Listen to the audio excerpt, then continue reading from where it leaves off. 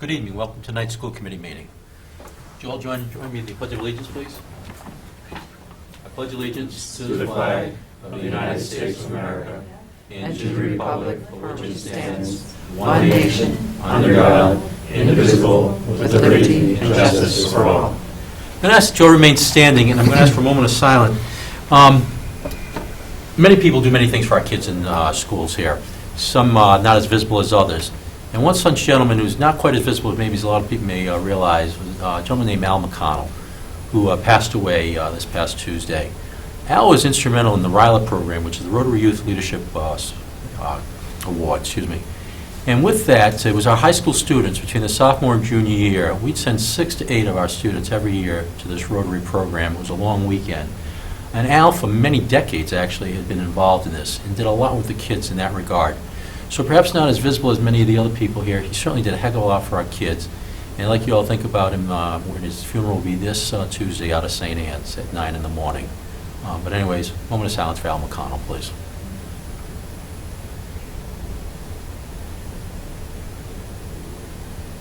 Thank you, folks. Appreciate it. Consent agenda. Minutes February 6, 2014. Oath to pay bills. Make a motion to accept the consent agenda as read. Second. Okay. Any discussion? All in favor? Aye. Aye. Opposed? Carries unanimously. Thank you. Interested citizens. See enough for the moment. Acknowledgements. Kelly? Sure, thank you. First acknowledgement this evening, I wanted to take a moment to acknowledge our local CPAC committee. This year, and for I got part of last year also, they've been instrumental in bringing presentations to our community. And these presentations have been very helpful in helping people understand some of the areas of special education that they otherwise wouldn't. For example, last night they had a presentation on understanding and teaching students with anxiety, something that is certainly more prevalent than it used to be 10 years ago, and as a school district we're certainly aware of it and doing what we can to be proactive and making sure that our students have the necessary supports to overcome those kinds of situations. And also working with other agencies and making sure that we have what I call a wraparound where they're fully supported in those situations. Other presentations, autism, excellent presentation, and also rethinking dyslexia. So again, we have our CPAC, one of our co-chairs here this evening. I'd like to thank you for taking that extra leap, so to speak, and bringing some of that information to our community. It's very valuable. So thanks again. Shaker Lane annual Winterfest basket raffle was another outstanding success this year. The PTA raised over $13,000, and it was a great evening. And my wife actually came away winning something. I didn't, but I'm hoping that I can benefit from her winnings, and that was 4 tickets to the Patriots game. So we're excited about that, and can't hardly wait to. I think I'm going. I hope I'm going. You were date? I don't know, but sure. You've got a 1 in 4 shot. That's true, 25%. Before going on, Rich, please thank the PTA I will. and all the hard work they did for that, because that is good fundraising. They work for all incredibly every year. hard. It's a few months of very intensive, hard work to get that, to pull it off. Very And true. you fill the library every time with the items. And it's a good big time. tickets. Thank you. And the third acknowledgement, our local police department is putting on an evening March 6th right here in this room. It's an excellent opportunity to learn more about restorative justice.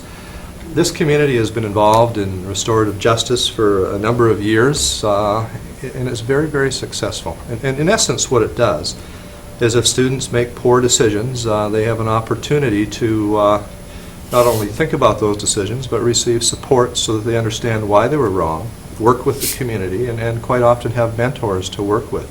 A very, very successful program. Years ago, when I was a superintendent in Saskatchewan, 14 years ago, we had, not my district, but the province as a whole, had the highest incarceration rate in Canada for youth. And they implemented restorative justice programming, and within 3 years, we couldn't believe the difference it made, and the number of students that this program actually turned around on the right road again. So quite exciting that We've bought into it in the community of Littleton, and it has been in place for a number of years, but it gives our community an opportunity to come out and learn more about what exactly this program does for our youth, Will Matt be one of the speakers? most likely. And we refer to Matt Pinard, detective here in our town, who's worked extensively with this program over those years, who had also been our resource officer, school resource officer. Okay. All right, old business, anything else, Kelly? That's it, thank you. Okay, old business, the high school intersection, we had conversation on how we want to approach it, and we had decided that we were going to write a letter to Mr. DiPaolo, who's the director of Mass DOT, and we'd send courtesy copies of those letters along with a letter of introduction to both of our representatives, State Representative Jim Asiero and State Senator Jamie Eldridge. We have those, and folks that may recall how we were going to do this, we talked about mulling it over, sending some drafts back and forth between each other, and then we decided this evening that we'd actually go ahead and send them. I have the letters here, folks have seen them. Any comments? What I'd like to add then is there is cooperation that the state is helping us out with. So it's not as though the state has done nothing for us at this point at the intersection. They're doing a traffic study for us. They are looking at perhaps marking changes as to that may be helpful, and then going down the road and seeing if a signal at the intersection of our high school and King Street, otherwise known also as Route 110, whether that be worthwhile doing. We're actually somewhat excited about some of the effort that's being put out by the state, so we are grateful. And the letter expresses both our concern that at this point nothing is done, but then it goes on expressing certainly our appreciation that the state is working with us to do that. Our local police are involved also. Our deputy chief has been coordinating with them very closely. That's mentioned in the letter also, so that folks know that it's not just the school committees sending off a letter uninformed as to what's going on in the town.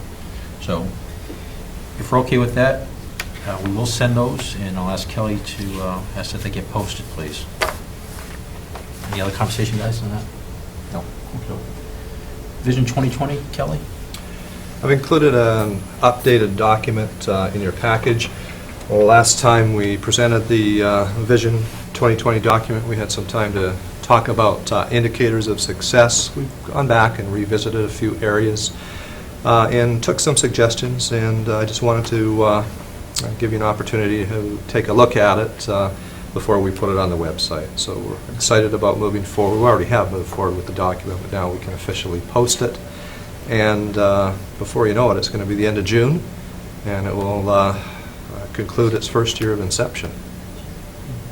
Anybody want to offer comment on that? Do you want to summarize some of the changes that have been made in this iteration? Well, I'm trying to follow Daryl's school committee goal, but I can certainly go through a few if you would like, and that was, if you have questions, please ask. And in this case, I've already presented the document in detail, but I can certainly go through a few if you'd like. Any questions? Up to the school committee. No, I was just thought it would be a good idea to show how this document has progressed over time.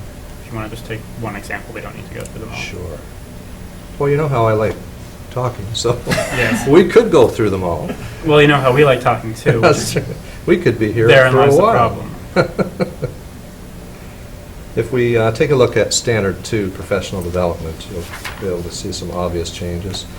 And just back on Standard 1, we did add the word rigorous to the curriculum component as we adopt common state or common national core standards.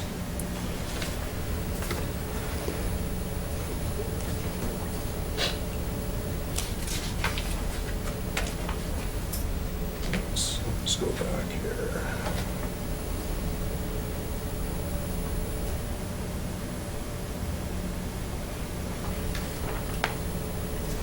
So if we look at Standard 2, Goal 1, we used to have indicators for each school. When we revisited this and took a look at the elements, we decided that it was better suited, this particular goal, during this year to develop district-wide indicators of success. So you have 4 indicators there that are matching to the elements that we created under this particular goal.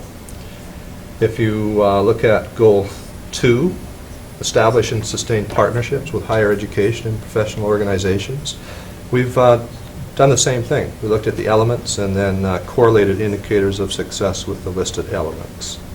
So we felt that was an improvement to looking at indicators. But also remember, in an email I sent you a little while ago now, with our alignment to virtually everything that we do in this district to our Vision 2020 plan, at the end of this year we're going to have at least 3,800 indicators of success that we're going to look at, because we have total alignment in somewhat of a inverted pyramidal fashion. So that is exciting, because that's probably the first time ever, I'm going to venture to guess, that with the robust evaluation system that we've adopted within the state of Massachusetts, that we're going to have that kind of alignment. The key here is going to be to tease through the 3,800 indicators of success and develop some definitive patterns that we can definitely celebrate, so that it's not too cumbersome. Does that help out? Yes, thank you. Questions? Just a couple of things. I like the format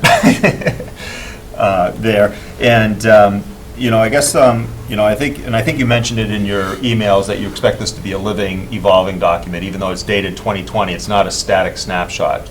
Correct. Just because I wanted to comment, like the high school ones, a lot of them are really like next year type items, not necessarily the multiple years out. So I wanted to sort of reinforce that we're expecting to evolve these goals and the measures over time there. And then the one that I guess it's gotten a lot of press lately, and I don't know if it really applies to our district or not, but there's been a lot of things at the college entry level about the need for remedial courses at the college level because the high schools haven't prepped them enough. Is there some way we can get data relative to Littleton students there? And is that, i.e., without any information, it's hard to know whether we should be looking at that, and is that an appropriate metric on how well prepared our students are for when they enter some of the college pieces? And I know there's other parts associated with that in terms of colleges wanting certain students to take a certain amount of courses and other things there. But maybe you could just comment a little bit on that. I'd love to. The information is becoming more detailed as we have access to Edwin Analytics, and I've actually sent Alex some information of similar to that in terms of what our postgraduates are doing 3-4 years from now, and that's part of what the Pursuit of Excellence Task Force is taking a look at. But at the same time, part of my cohort, actually 95% of my cohort seems to be college people that are in administrative positions, and it's really interesting working with them. Colleges are undergoing some major changes that we're going to see in a few years, and the word accountability is going to be alive and well in college systems. And they are going to be disclosing their success rates from year to year. And there are a number of colleges in Florida right now that have done away with makeup courses or whatever courses you would like to call them. And those students will be entering regular courses for full credit. So we'll see how that goes. There's a lot of trepidation out there right now. The key, though, Darrell, and this is intriguing to me since I spent 6 years in a university community as superintendent of schools, is that we somehow need to get rid of some territorialism that exists. And we need to talk about what's important, and that is the skill sets that our students need to be successful at the college level. In order to do that, in my opinion, because I've been on these committees for a number of years, first of all, they need to understand what we do as high schools and what kind of skill sets that we're instilling in our students, and take a look at our curricula. From there, I think we can have meaningful discussions, because most of the time these discussions are qualitative with no quantitative base, and are very poorly done in terms of any qualitative information. We all want the same thing for our children, whether it's in this community or whether it's in this nation. We want them to be successful. We want them to have the skill sets to not only be successful in college, but be successful in life. And there's the real challenge that we're looking at in today's age. We have a number of students that are graduating with great marks, but the jobs just aren't out there. So what kind of skill sets do our students need to be successful in this climate? We talk about entrepreneurship. I'm going to throw out another term called resiliency. Our kids need to be resilient. They need to apply their skill sets that they already have and realize that during their working lives, they may have many jobs, but they're equipped with a diversity of skill sets. The colleges are going to have to start asking themselves the questions, should we be offering degrees that are so specific? Maybe they need to broaden what they're doing and have interdepartment cooperation. Those conversations are starting to happen as we speak. And having a son who had taught for a while and with tight budgets and large districts, he decided to move where his relatives were, and in Ontario it's very difficult to get your foot in the door. And it's interesting because we've had a lot of discussions, and he was very successful at another job, making more money than he was teaching, but he still has a love for teaching. But the other day he had given me a call, and he had actually piggybacked with his cousin on a web design business. And he was so excited because he had just finished a job, and when he worked out what he was earning an hour, it was $150 an hour. So when you really put your mind to something and have those skill sets and have a desire to continue to learn, those doors at times will open, but it may not be working for a corporation.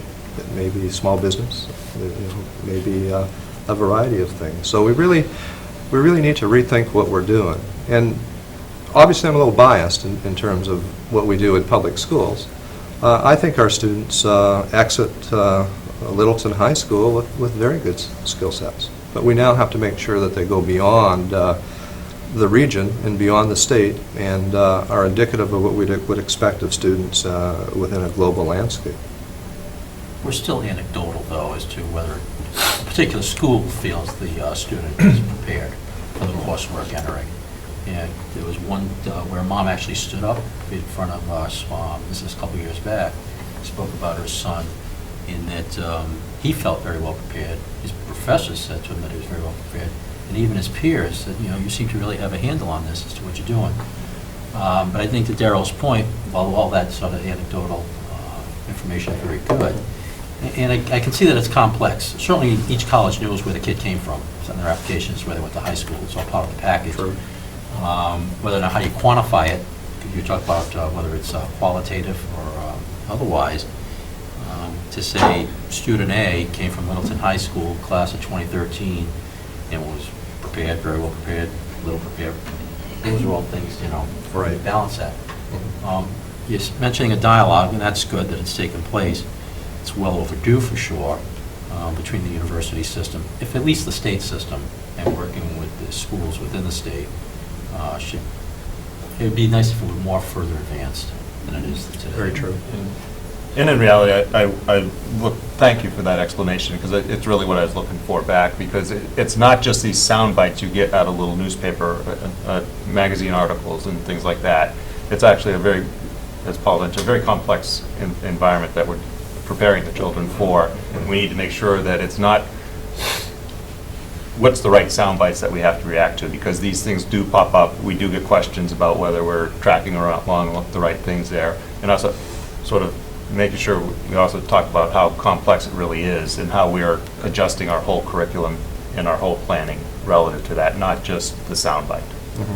And Darrell, we do have a lot of information becoming more and more available to districts about how students are doing once they get into college and university. And it's not just an aggregate for each school, but we can actually trace what types of universities are our students doing well at, what are they not doing. And Dr. Ajamian helped out the Pursuit of Excellence Task Force just last month by pulling some reports and sending data to us in the aggregate. So of course we don't see any personalized data, but I just pulled it up here because we were talking about it. And I can see, we see that there's a lot of persistence from freshman year of college to second year of college in our students, and that's something to be proud about, because we talk about high school dropout rates, not this district, but as a country, we talk about high school dropout rates being high, college dropout rates are even higher.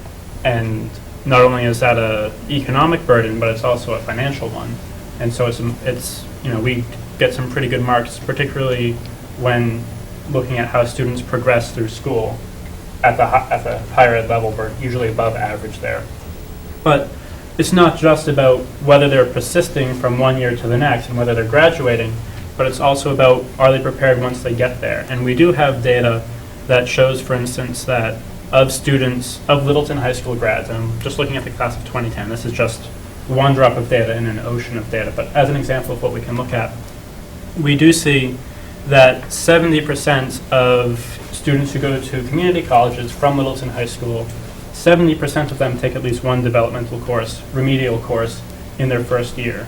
And of those credits attempted that are developmental, which is the state's term for remedial courses, we see 71% of those credits earned.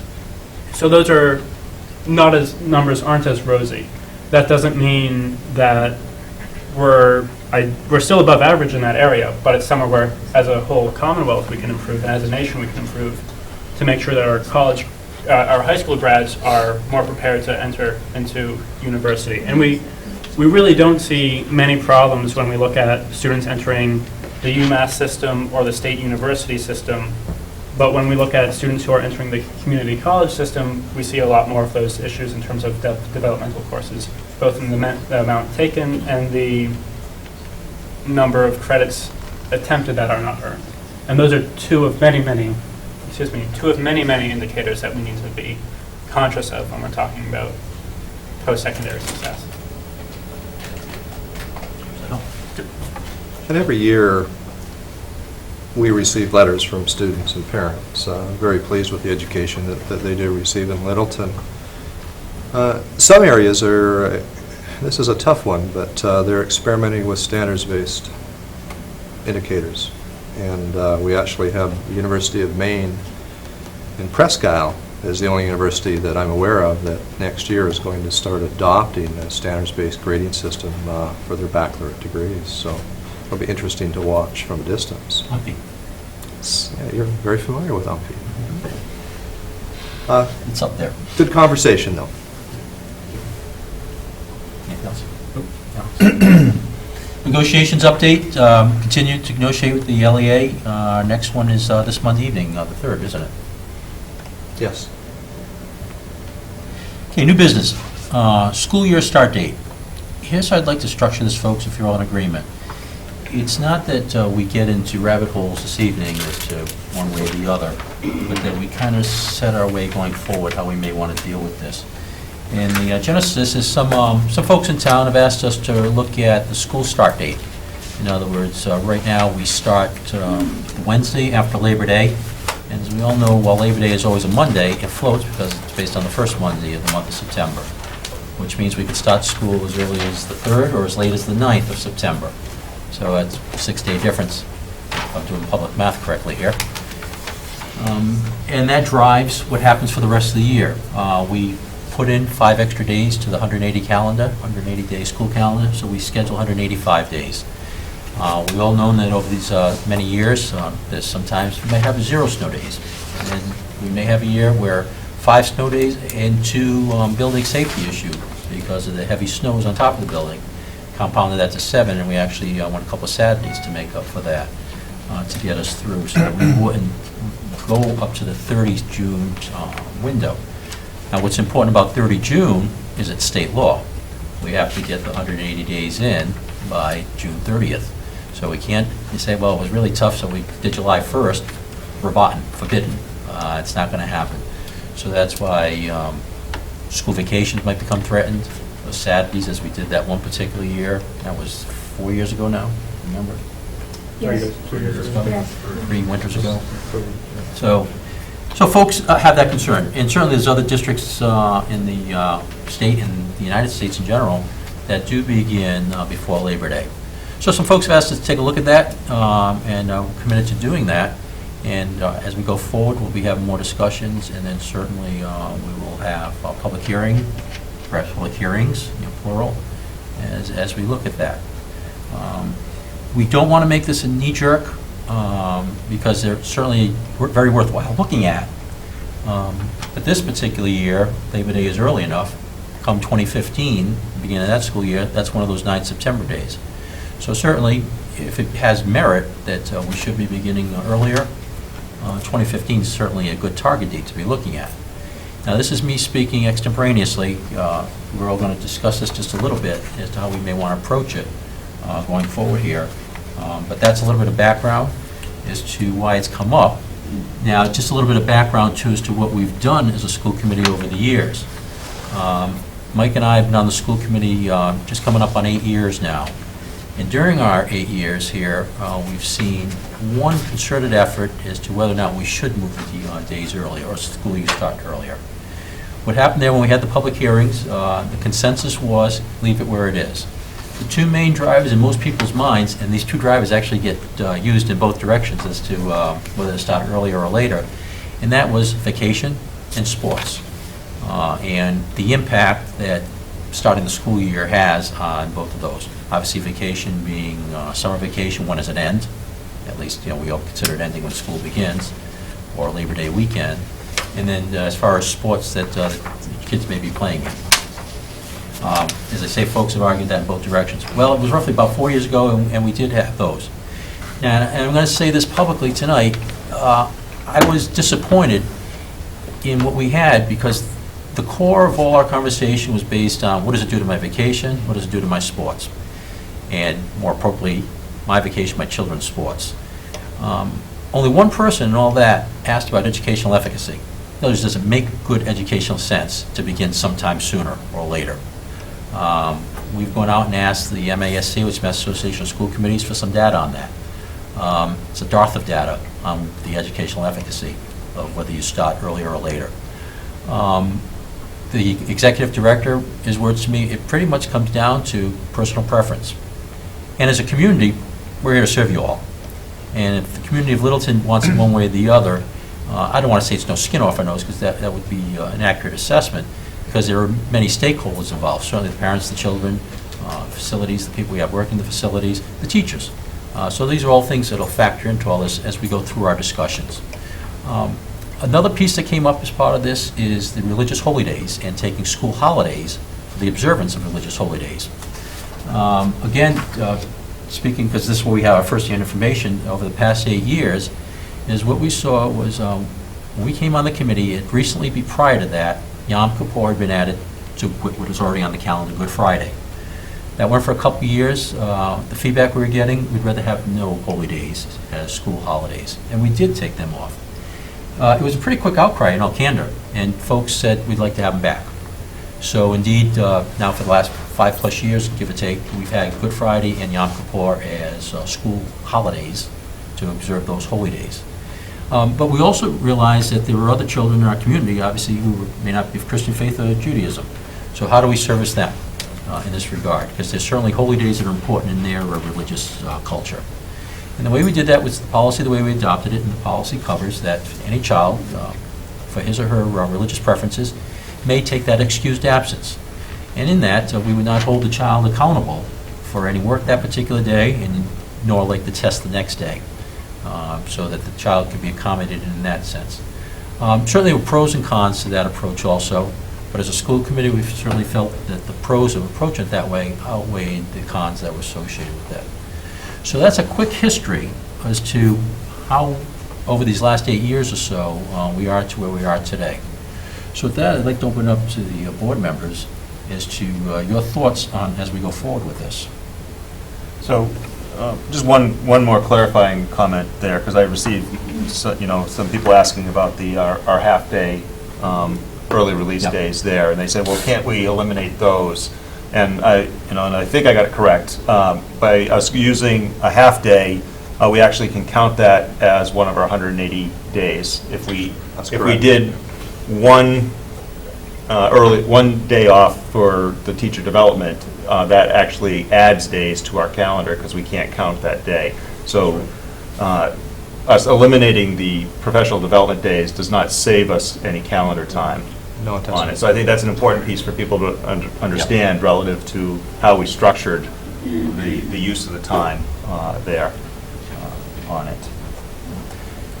To that point where we tried to make up time those 3 years back, we weren't allowed to. In other words, you couldn't do an extra hour a day, let's say. And so over the course of the week, you have 5 hours, almost the full day of school State law did not allow that, at the very least. Commissioner Chester did not allow us to do that. So, good point. Yeah. I've heard a lot. I think all of us have heard a lot from the community since we decided, was it 2 weeks ago now, that we wanted to look into this again by constituent request. And when you look at the calendar, there are 100 different factors, and so you could write 100 different calendars, and they'd all have the same, they'd all be different in their own different ways. And what I've heard that would, at this point, I think, and this is just my perspective, have the most consensus would be to try to consolidate some vacation time in the spring. So February and April have been the ones most commonly used, so that students get out of school earlier, pushing the start date back to just prior to Labor Day, which is what the vast majority of towns around us tend to do, which would also, I believe, help us from a sports perspective, because if a lot of teams are already back late August anyway, getting ready for the fall sports season, and so if parents are going to be back anyway, why not have classes is one perspective I've heard. But one thing that we haven't sort of talked about tonight that I'd like to throw into the mix, if I can, is the issue that a lot of parents have in terms of providing childcare. So that could be either at the end of August, when all the camp sessions that their kids are going to are over, and there's another week and a half or 2 weeks before school starts. They need to either take time off of work or find some other way to pay for their kids to be watched, so they're not home alone all of that time. And then, of course, it goes the other way, too, towards the beginning of the summer, which I think would be less of a concern because those programs are starting to open up at that time. And then, lastly, when we look at vacation time during the school year, so particularly with February and April, and I think all of us have probably been hearing a lot about this year because we've had so many snow days in rapid succession, that folks are having a very difficult time taking more time off of work to take care of their kids because the schools are closed because of a snow day. And I'm not at all questioning the decision to close school. I don't think any of us want that to be on our shoulders, because that's a very, that's an issue of safety. And so we definitely respect that. But when we look at the vacation time that parents will have to take off in order to take care of their kids when they're not at school, I think there's a lot of concern. And then, of course, from an educational perspective, there's both, if we start school earlier in the school year, we will be able to have more class time prior to standardized tests like MCAS and AP exams. I know when I was taking AP exams and AP classes at the high school a couple of years ago, the teachers would say, man, if I only had a couple more days to go really in depth about this one issue. Because our students are doing some amazing things in those AP classes, led by some amazing teachers. But it is a race. There is a certain test date. And even though we have lots of school days after that test date, our students are underserved, I think, when we start later than their competitors. Because they're not competing with everyone who starts after Labor Day. They're competing with everyone who takes the exam. So if someone's school starts a week or two prior to Labor Day, they have a week or two more, basically a head start on the curriculum for the same due date. Do you still offer the perspectives of inputs you've received, or Yes. offering solutions? What's that? Or are you offering solutions? Both. I've certainly heard both. But I don't pretend to have the solution. These are sort of possible solutions. Starting the school year earlier, looking at the religious holidays, looking at consolidating vacations, and just keeping a mindful eye on both the test scores, which we all know is of value but not incredible value to our education system, and then also taking a moment to think about working parents who have trouble taking care of kids when schools are closed. I think that you said it early on, PJ, that, this will be a deliberative process. It has to be, because it will engender as much input as we've probably ever had on anything that in the 8 years that you and I have been involved. And that's meaningful. The one thing I would like to keep in mind is that as we move forward, is that the administration, if there are certain things that are being put forth by us or the community, if there are certain things that they just know either by mandate we can't do, like maybe we can't consolidate vacations, it's beyond our purview to do that. or something else along those lines, and we need to know that as early as possible so that we can explain it right away, so that we know why we're taking off the table, that we're not dismissing an opportunity out of hand. It's just that it's something that we can't do. And then, as we listen to some of the things that have been said already tonight, and a lot of the emails that have come back from some of our constituents, there are certain decisions that we're not going to placate everybody. It's just not going to happen. We're going to, as a matter of fact, not only are we not going to placate people, we're going to inflame some significant responses.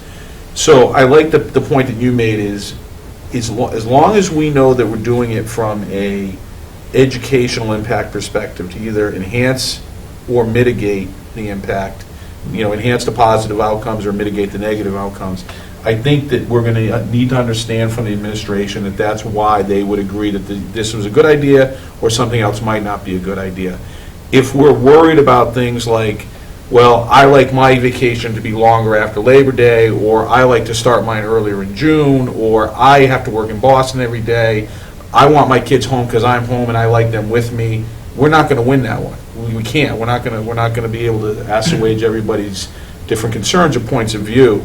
So I think that we really need to focus on like I said earlier, mitigating the negative impact or enhancing the positive impacts in any decisions that we make, so that whatever decision we make, people that maybe don't have a significant point of view will at least understand why we did what we did, or why we decided to do something or not to do something.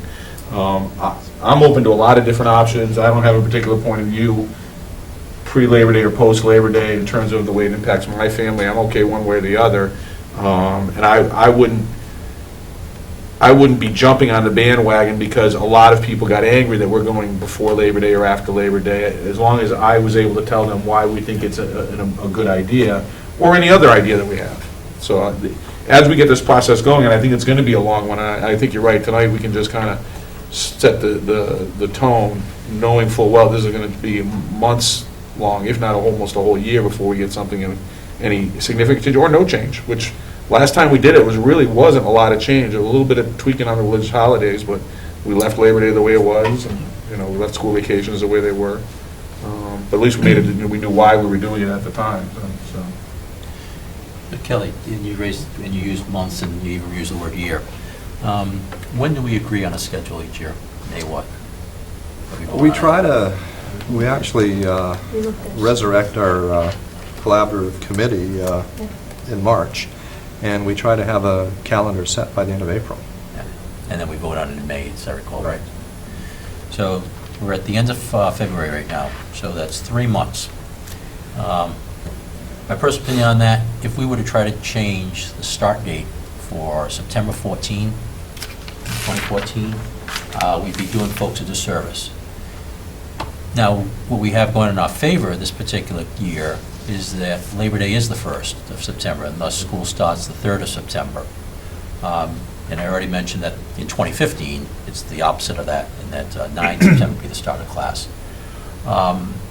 To claim we have the luxury of time, maybe that overstates it a little bit, but certainly it's a bit more comfortable for us to take a more deliberative process at this point, because there are going to be varying opinions.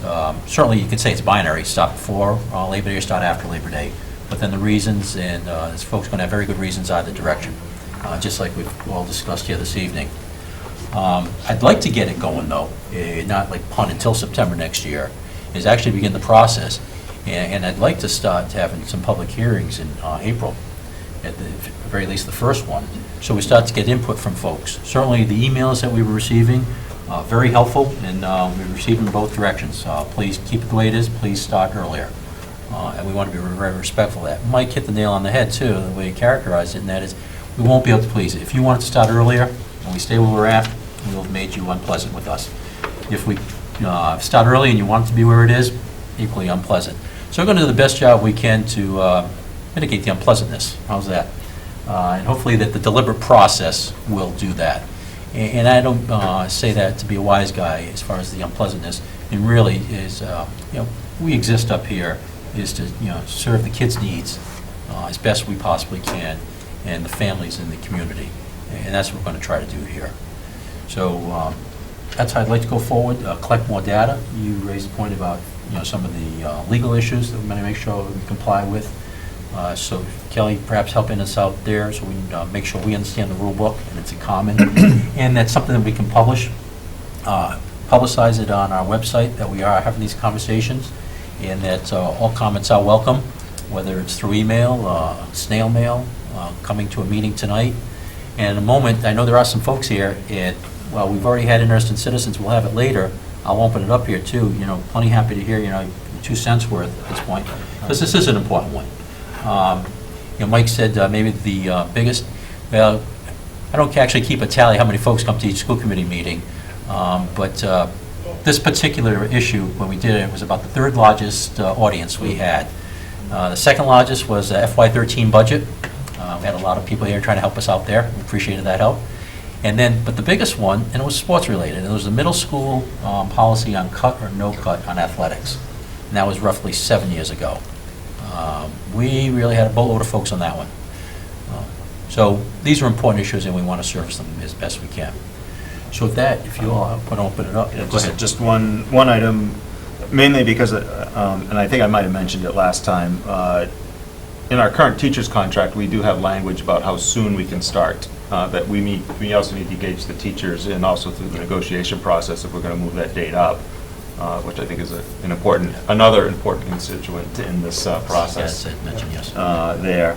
And then, and just in terms of things that I guess are important to me as we talk about these is, as we push those days late in June, a lot of the planning is already fixed, not necessarily on the number of days that subject will be taught, but dates on the calendar. So when we start pushing the calendar into that extra half week, there's a lot of time that the kids are going to school, but there's not a lot of educational value happening during those last couple of days. And I think that's something that we need to be looking at, if we are going to keep pushing those days late into June and that extra half week and stuff, we need to be looking at what we're actually accomplishing with that. They are not just hitting clock time for the state. It's not filling a square. Exactly. So, Chloe. Oh yeah, I just want to second what Alex said about AP classes, because something else to think about is that for the APs, there's usually so much curriculum you have to cover that it's just not possible to cover it in the amount of school days that we have. So it's like pretty standard procedure to have people coming in after school or on weekends for review sessions with their teachers to cover, sorry, not review sessions, but like to cover more material that we don't have time for that we need for the exam. So you were talking about unpleasantness, and I don't think anyone really likes coming in on a Saturday morning to study. So I think that's another thing. So I think that's another thing to keep in mind, and I'm sure that as far as contracts go, that's probably outside what the teachers are paid for. And, to their credit, they do it, and it's really, really helpful, but it would be better if we could eliminate that. Good I said, comment, Chloe. not a public hearing, but certainly if anybody'd like to come up to the podium and offer a comment, we very much appreciate that. Yeah, I would. Come on, Gretchen.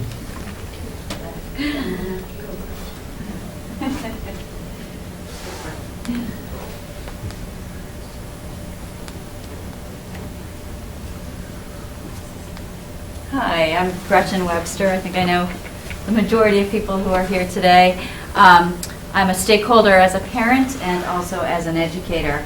And I think I spoke to you, PJ, back at the staff's, end of the summer, beginning of the school year orientation, and that I questioned whether or not we could look at this year. And it finally took me one of the most recent snow days to actually take time to write a letter to the members of the school committee. So I'd like to read that if that's okay. Certainly.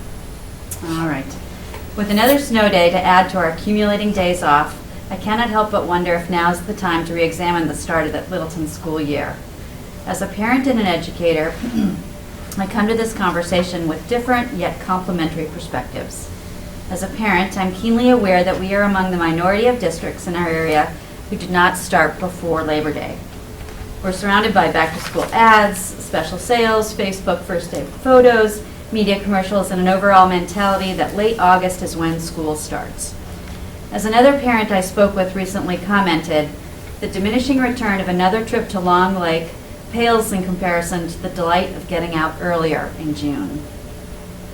I think if you were to poll parents again, you would find a shift in thinking about the best time to start based on the surrounding culture combined with recent experience extending school's end well into late June.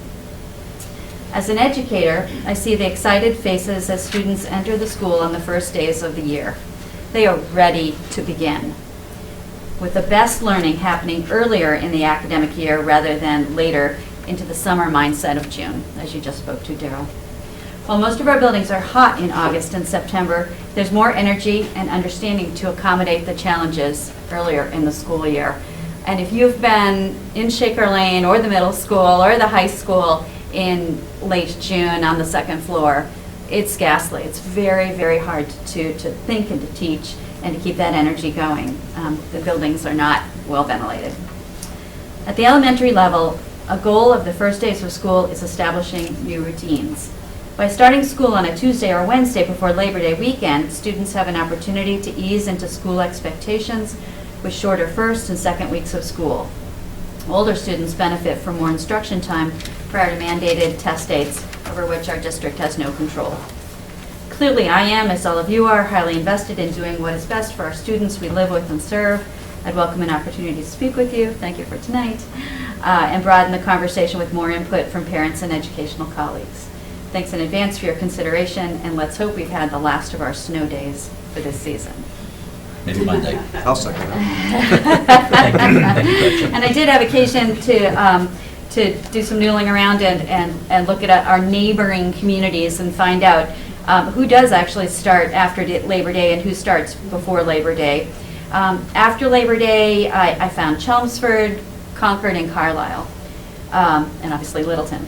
Before Labor Day, Acton Boxborough, Air Shirley, Groton Dunstable, Harvard, Lunenburg, Maynard, Neshoba Regional Districts, North Middlesex, Pepperell, Westford, that's based on the 2013-2014 academic year. Most have not published next year's calendar. Acton Boxborough does have language in their teacher contract based on a date. So this next year, they're going to start after Labor Day because of that early Labor Day timing. But clearly, if all of these communities can accommodate their competitive sports programs around finding enough time for kids to get in what they need for sports as well as academics, then Littleton, we could accommodate that challenge, I suspect. So thanks again for your time, and I look forward to this process.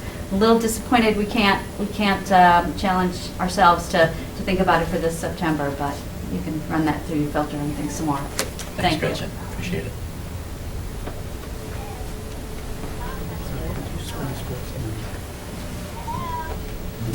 Hi there, Jen Stack, Bulkley Road. Hi, I'm the parent of 2 Shaker Lane students, and I'm here today because as parents sort of entering the school system, kind of had my eyes opened over the last couple of years to what we do to the schedule to our children. And I just checked my calendar, the calendar that's posted for this year, and Shaker Lane students have 17 half-days between conferences, early dismissals, and other reasons why they're going home early. That's the equivalent of 8.5 days of contact time with their teachers. That's significant. And I don't think we can sit here and pat ourselves on the back for getting 17 half-days in so that we can count those days towards our 180 days. Because any teacher who has a half-day like that will tell you that's not the equivalent of we're working as hard as we can all the way up until the very last minute, and it's just the last 5 minutes when everybody's ready to head out the door. Those half-days are different, and I don't think we should break our arms patting ourselves on the back for that. I think we need to take a very hard look at the schedule and the calendar we're putting in front of our students and ask ourselves if we're really, really, truly sending a message that educational time in the classroom is the highest priority. If we're negotiating a contract with teachers, I think we need to be asking ourselves if what we're doing is the best for our children, not just the best for our parents, not the best for sports, and not the best for the teachers. I love the teachers here. I don't want anybody to think that I don't value the teachers. I really do. But I think that we have to ask ourselves, are we doing everything we can to create a calendar for every single student that gives them the priority, that communicates to them that we think that time in the classroom is our highest priority. And I don't think that 17 half-days sends that message in any way. And I would urge this committee, when you open up this revisiting of the calendar, to solicit a lot of parent feedback and to not enter into that with any decisions made, but to look at the need for a democratic process that takes into account the views of parents who come from very, very different working circumstances. It strikes me as very ironic that the calendar we have now is much more well-suited to a family where one parent does not work or works from out of the home than the calendar when I went to school a long time ago, where we had 2 days off during the entire year and everything else was 5 days a week. My kids this is the first 5-day week that they've had since before Thanksgiving. That's shameful. We really need to do better than that for our kids. And I encourage this committee to look for ways to do that for our children. Thank you very much. Appreciate it. Anybody else? Well, thanks, I do appreciate that. And to Jen's point, as far as soliciting, that's certainly our first step this evening, is to make sure that folks do know we're on this this journey. And we will have many more of these, so thank you. Do we want to try and schedule in April, having our first public forum on this?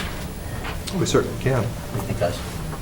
I think so. Yeah. I know we also have and before everyone leaves, I'd hope everyone would also consider coming to the budget hearing we have on March 13th, which is another very important issue facing our schools this year and every year, no matter when we end up starting. But I don't know if our March schedule is already packed with items, if March would be too soon for a public hearing, or because we already have the budget hearing, if that would make March unfeasible. I'd like to keep March dedicated to the budget. Okay, that's fine. Well, first off, are we in agreement as far as the long haul here, in that we would not look at the 2014 September start date, but we progress looking towards 2015? I was Agreement there. under the impression we would look at this coming school year, but I'm not going to belabor that point. So as long as we're looking long-term. Well, I mean, I think that there's the potential for solutions that could lend themselves to being implemented earlier. There are some that, like the Labor Day one is a tricky one because there is contract language that we might not be able to get around in that short a period of time. And believe it or not, plans are already being made by families relative to that. So changing that, by May or June might already have a negative impact. They might need more notice in that. But there are other things that we could conceivably do that maybe we could implement. So I wouldn't hamstring ourselves one way or the other than, just reemphasizing the point that because this is going to be a process where we're going to solicit more public input than we normally would, because it requires that and really warrants that we're going to, because of the deliberate nature that we're going to have, or the deliberate pace we're going to have to take, just going up to this year is probably going to be unlikely, but I wouldn't rule it out altogether. I'd just be cautious that we would be able to do something. One thing that brings to mind for me is with what Jen had said, and with the half-day issue. While the half-day issue, I don't think we might be able to eliminate for this coming school year, certainly because we do need that PD time in there somewhere, and I think that's also driven in part by the contract. Yes, it is. What we might be able to look into is at least shifting them to Fridays, because I've heard that spoken about a lot by families, and I think that's something that if we're looking to save some of the bigger ticket items for the 2015-2016 school year, for the 2014-2015 school year, we could at least make some incremental changes, possibly moving the half-days to Fridays, or working a little bit with some of the spring 2015, winter 2015 vacations, February and April, respectively. All right, but for the moment, we'll concentrate on methodology, continue getting inputs. They're going to be varied in many, I suspect. I was going to say, just even based on the correspondence we've got to date, this is the third rail, and we're going to get emotions on both sides of this, so I'm not sure we'd be able to resolve it to everybody's satisfaction quickly. Looking at the calendar, it doesn't really, I think 2015, it's critical that we have we decide whether we're going to do something about it or not. You know, this year it would only make a difference of a day or so. Next year, it will make a difference of a week. I think Mike made a real good point, too. There may be some incremental changes Right. that are applicable for the September 2014 calendar. Right. And a number of changes are tied to the LEA contract, so until we have a settled contract, we're going to be, But the good news is we're in Tied up with negotiations that. with them right now. Very true. So certainly, you know, the public, you know, the word will be getting out. You know, most of our teachers, at least many of them, live in town. So there's always the Donlands exchange, you know, product placement for Donlands there. Okay. You want anything else? no, that this is certainly a great topic of discussion that I've had very many times in my career. Massachusetts does dictate school years on days, so it creates a little more stringent conditions for working out calendars. Some states actually use minutes of instruction. We do have one district that is urging the DESE to reconsider how they calculate school days, 180 days. We also have a district down south that has taken away the February break to take care of some of the concerns about having a late finish in June. That's the only district, I believe, now that has made a decision for next year to do that. So certainly some great discussions to be had. When I heard the comment on having more days in August for learning, I mean, we all must remember that learning just doesn't occur in the classroom. And there's a significant amount of learning that occurs outside the classroom as our students get older. So we really have to take all these factors into account. Out of all the discussions I've had in 25 years of administration, it really, a lot of the time, comes down to personal preference. There's no literature out there that says that 3 more days of class time is going to make any difference in achievement on an exam. Again, we want to do what's best for our community, and sometimes our demographics, our local demographics, will determine what will be best for our community. To that, when you speak about demographics, is getting the information out to as many people as possible. So what I'd like to do there is certainly, we talked about using the web and publicizing on the web. And I mean our webpage. We can put something on our webpage, Yep. and I'll see if we can't hook up an email address so people can actually email to that address, and it'll automatically go to the school committee members and myself. That'd be very good, yeah, a link right there. That we could And link something. you've already advertised in the Independent, Mhm. which is useful. What we can also do is see what you can get something in the Sun, that we're engaging in this process. We've already got LCTV, and then when they run their slideshow, with just certain different items, maybe that's something we can get on there also, using that email address that you suggest. And then, folks in the community, spread the word. How about the Action Unlimited? Oh, excellent, yep, excellent idea. So, yeah, we use print media for sure as best we can, and then certainly electronic media also.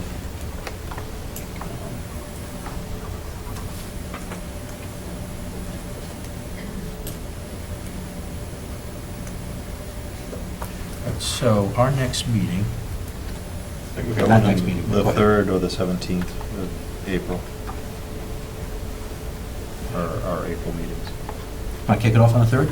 April 3rd? 3rd of April? Yeah. And with that, we might be able to include some of the comments we received then in the coming school year. Not the big ticket ones, but the Yeah, smaller yeah. ones, the incremental.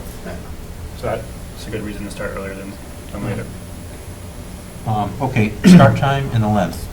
You want to start at 6, go for an hour? I'm okay with that. Sure. Okay. How's that sound, folks? Interferes with supper, though, darn it. For the public hearing, right? For the public hearing, yeah. Yes. April 3rd, 6 PM for an hour. That's a little early. I know people who don't get off trains before that. We're certainly willing to listen, because we start normally at 7, these meetings, as you know. But if it's an hour, nobody has to be here at 6. I mean, if we're going for an hour and they can make it by 6:30 or 6:45, and we've never, I don't think we've ever terminated Never a stopped. discussion. Yeah, exactly. So, the problem is that if we start it at 7, we'll be here till 11 or 11:30. So trying to use that earlier time lets us get our regular agenda in as well as soliciting input, so. Do you want to start 6:30 and start the regular meeting 7:30? It's certainly an option, yep. Could do that. That sound good? We'll start at 6:30. 6:30?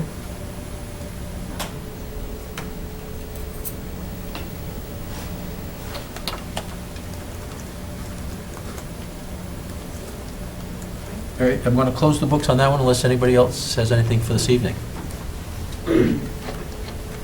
Nope. Case. As the school committee knows, to this point in time, the CASE Collaborative, and it's a special education collaborative that we send some of our students to, was notified by the Department of Education that they have to change the way they create their funding formula for school districts that support their program.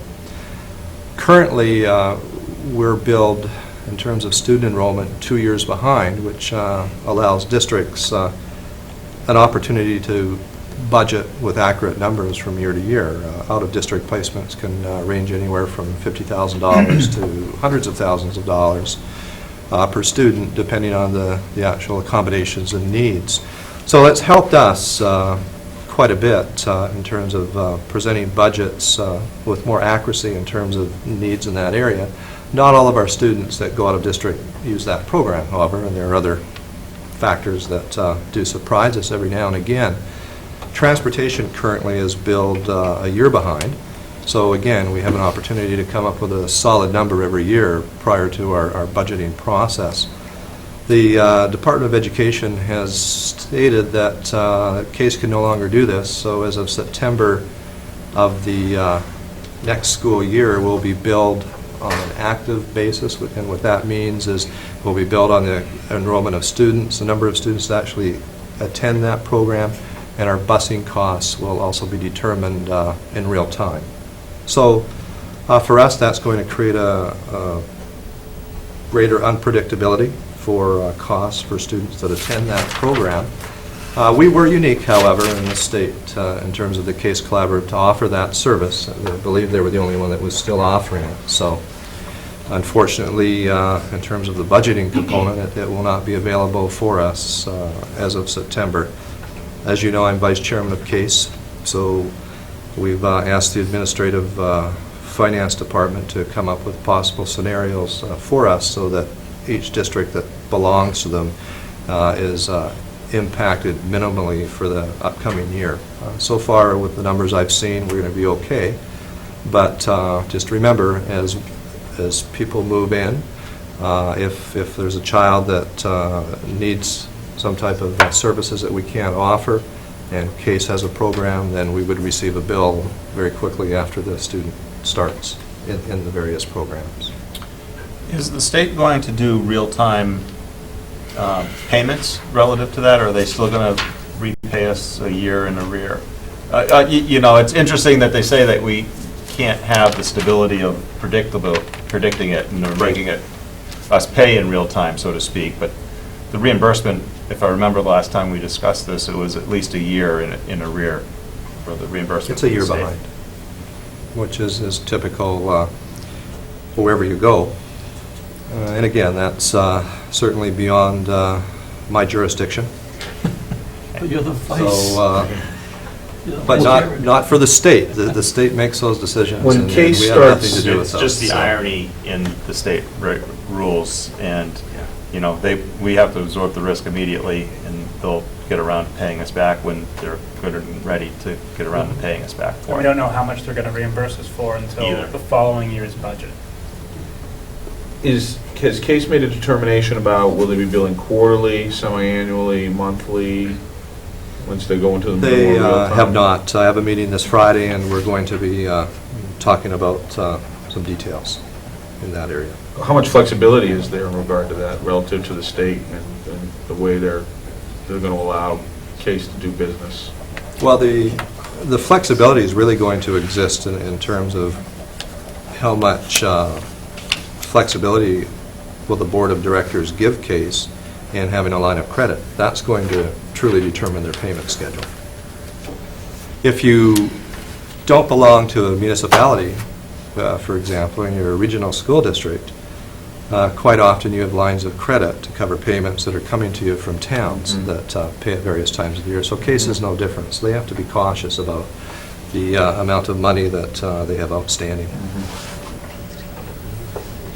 In practical terms, for us as a committee, for example, at the next school committee meeting, we'll be presenting the budget and public hearing for the FY15 budget.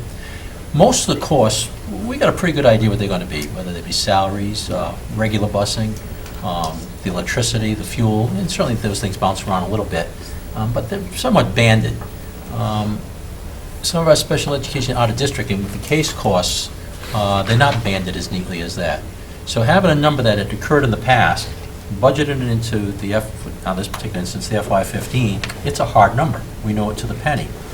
What it means practically for us now is, well, we'll certainly look at history and we'll do the best estimate we can.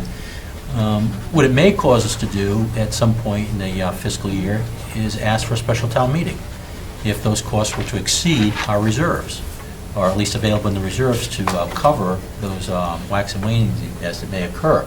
And that's one of the reasons we do maintain a reserve. Certainly, sometimes it's asked, why wouldn't you spend every penny you have that's available to the school department? And it's for reasons such as this. Now, this particular circumstance now is additive to what we already have as far as some of those costs that are associated with other things that may pop up. In a few moments here, we're going to talk about some anticipated costs, and some of them are because of success. And we're pretty happy to pay that bill because the success has been great. It's a bill that has to be paid, and we have to acknowledge that. So those reserves do become important to us as a school committee on our ability to pay the bills in the current year, as we're expected to do. So anybody want anything to the Case? When the year that this changes, will we be expected to be paying for the prior year while also paying for the current year? Well, that's a good question. No, what we've done is taken a look at the actual dollars that districts have invested in the program, and we're using some of those dollars that were held in a reserve fund to try to equalize the impact that it would have had if we wouldn't have that money to do that. So we're trying to hold districts harmless for that first year. Obviously, if you look at our special education budget lines, you'll realize that we did hold this district harmless for next year, providing I don't hear something that I'm unaware of on Friday. So they've done a real good job at doing that, and thank goodness they had some reserves to help soften the blow. The thing you have to remember, though, is we have 38 students in out-of-district placements. Now, if we have any movement, any change of program, those bills will be coming to us during that current year. So there will be no delay. Mm-hmm. And those students aren't all in Case. So some of those students, we've already had to do that because Case is the only program that has traditionally done this. Right. Some of our challenges in FY13, most of them were due to lack of revenue in terms of Chapter 70 increasing. But the large portion of dilemma in terms of expenditures was a result of out-of-district expenditures for students that had moved into the district or change of programming, and as a result we had hundreds of thousands of dollars that we had to add to our budget for the next year. So, and those were non-Case students? Generally, I guess it's generally speaking. I mean, we predicted a bit of an upswing with Case students because we had the hard data. Mm-hmm. But, I mean, there are areas of our budget that are always vulnerable to those kinds of things. That's why it's important that we do have reserves to pull from so that we're not scrambling and having to lay off staff to try to make a budget work.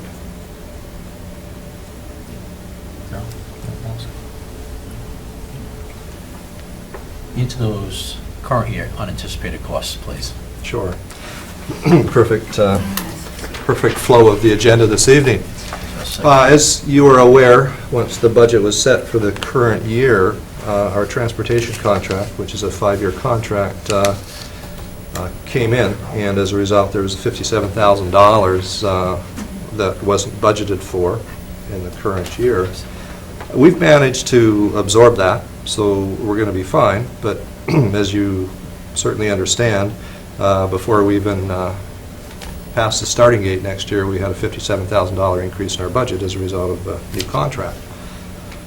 Our food services program, for a number of reasons, excuse me, part of them due to changes in national regulations and state regulations for meals that we can serve, has had some decreased participation rates, increased food costs, etc. As a result, we were expecting anywhere from $15,000 to $20,000 that we're going to need to fill that void this year. We're able to do that within our budget, thank goodness. And tuition reimbursement, which refers to opportunities for teachers to take courses and seminars. We have budgeted using patterns in the past, and we budgeted $60,000 for that line. When we were looking at that line in December, we realized that we were $20,000 above, so we were at 80. We managed to make changes in our budget to compensate for that. We are now at $89,000, so we have a $9,000 spread that we're trying to figure out what we can do with. We're pretty confident that we're going to make it work, but it's going to be a close budget. And if I remember correctly, we had a bit of latitude anyway with the increased cost in busing that we could dip into revolving funds if necessary. So we'll be fine, but those kinds of costs, again, add on to the basic cost before we even start talking about other increases in the next fiscal year. So if you are tracking the numbers in your head, you know, we're up in the $80,000, $90,000 range before we even start the budget process for next year. I just wanted to make you aware of that. We do have flexibility and great expertise in the area of finance. As I've cautioned you before as a superintendent, we were on a path where when teachers were retiring or leaving, we were hiring quite often in a fashion that saved us some money, but those patterns only exist so long. You can't count on that all the time. And eventually you'll plateau, and we started to plateau this year when we look at the differences between the staff we had this year and the new staff for the current year.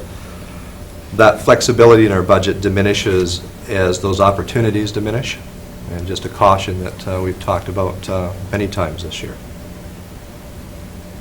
Have any questions, Kelly? What is the opportunity cost of needing to do this inside the budget? Because I appreciate that we do have some flexibility and that we are able to absorb this, but what are some of the things we might have done with this money if we didn't have this burden? What are we missing out on? I'll put it this way: nobody has in terms of their professionals in our staff room, in our schools, nobody has noticed the difference. We've reallocated money from funds. For example, we reallocated $15,000 from a fund designated for science, middle school science, resource upgrade. The team wasn't ready to do an upgrade, so it allowed us to reallocate those funds. So we're very cautious to make sure that it does not impact what's happening in our classroom. Mm-hmm. And I didn't mention one area in terms of athletics, which is a real success story. Our teams are doing very, very well, and as a result have more games, have more transportation costs, kind of a side effect excuse me, of being successful, and as a result we're looking at having to increase our budget year or two to take care of those areas as a result of our success, which is great. It's a celebration, but at the same time there's an added cost to doing business. So Alex, all I can tell you, we have 1,200 lines that we've done what we can to make sure that we can continue on with our plans that we've made this year, and that we can actualize our strategic plan that we've created. to this point in time? The reason I ask is because a lot of these changes are driven not by you guys squandering money. They're driven by circumstances that happen to the district that we are then responsible for. They're driven by the success of our athletic program. They're driven by changes to our lunch program that are in turn driven by new state and federal regulations, and of course the cost of food changing. So when I ask what we're missing out on by this, I do appreciate that when you move money from one fund to another to absorb these kinds of costs, that you're doing so to try to insulate the students and the quality of the education from these negative impacts as much as possible. But my concern is what happens when a lot of these changes may stay this way. So we might be, as you said, we're starting next year $87,000 down out of the gate. My concern is what happens when we're not able to absorb it. And I know that when this comes time, you and Steve and the admin team will sit down and come up with a plan, but my concern is more that as a town, I'm not sure we're aware of how all of these new changes, which are largely not driven by the district, but driven by outside factors beyond our control. My concern is what happens when we're not able to absorb that and there's no money to take care of it. Well, that's where you're... I'll handle that. Oh, thank you. Because, you know, I've been driving home the point about the reserves. There was a recommendation by the finance office at town that we expend all our reserves as part of the budget. And you know that we recommended that that's a bad idea. And we're experiencing the reason it's a bad idea, and while we'll continue to vociferously argue it is a bad idea and present it in the light as here's why it's a good idea to allow the school committee to keep its reserves. So when the recommendation is made in the whole town budget that the entire reserve would be used to apply towards the school year budget, we have to continue to send the message. And when we do meet with the Board of Selectmen, actually when Rita gives her presentation, that'll be a small piece, but it's still a piece of a volatile area that we were discussing before this, and that is some of our sped costs. And Rita's presentation a couple weeks back, as we know, was very timely, and the Board of Selectmen have accepted it as an agenda item. And I've been upfront with them as to we're presenting it at this point very deliberately before we put the budget to bed, is so that they have an idea as to, concern there, that we are communicating and continue to communicate. It's not the new communication with FinCom and the Board of Selectmen as some of our costs. I don't know if we characterize it correctly to say we're in the hole $87,000 next year. It's just that if at the beginning of this fiscal year, that $87,000 may not have been contemplated that would be going forward. Right. And now you do have it in the budget as we do go forward, so it's accounted for. But it is $87,000 that's not available for something else. As is every dollar we put someplace, it's not available someplace else.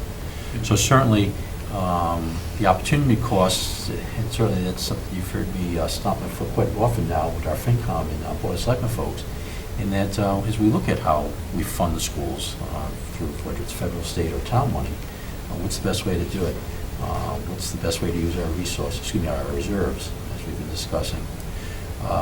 Not pleasant, for sure, but I do appreciate the way Kelly and Steve are handling it, run the direction. It's good to highlight that kind of thought process going on, though, so well done bringing it up, so that it's explained to the community at large, because we do look at those pluses and minuses. It's not just, rob Peter to pay Paul. That's a very poor way of doing business, and we don't do that way.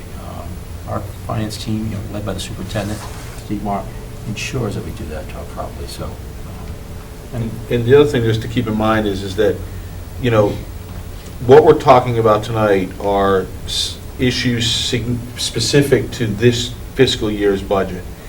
Every year that we do the budget, every year that we craft the budget, and every year that we actually go through the spending of the budget and incur the expenses that we do in a given fiscal year, there's pressure on us. There's pressure on the budget. And the only question is how much pressure. Is it more than we anticipated, about what we anticipated, or somewhat less than we anticipated? And we're always faced with, there are a myriad number of things we would do if we could, given more resources, whether it was money, staff, or anything else.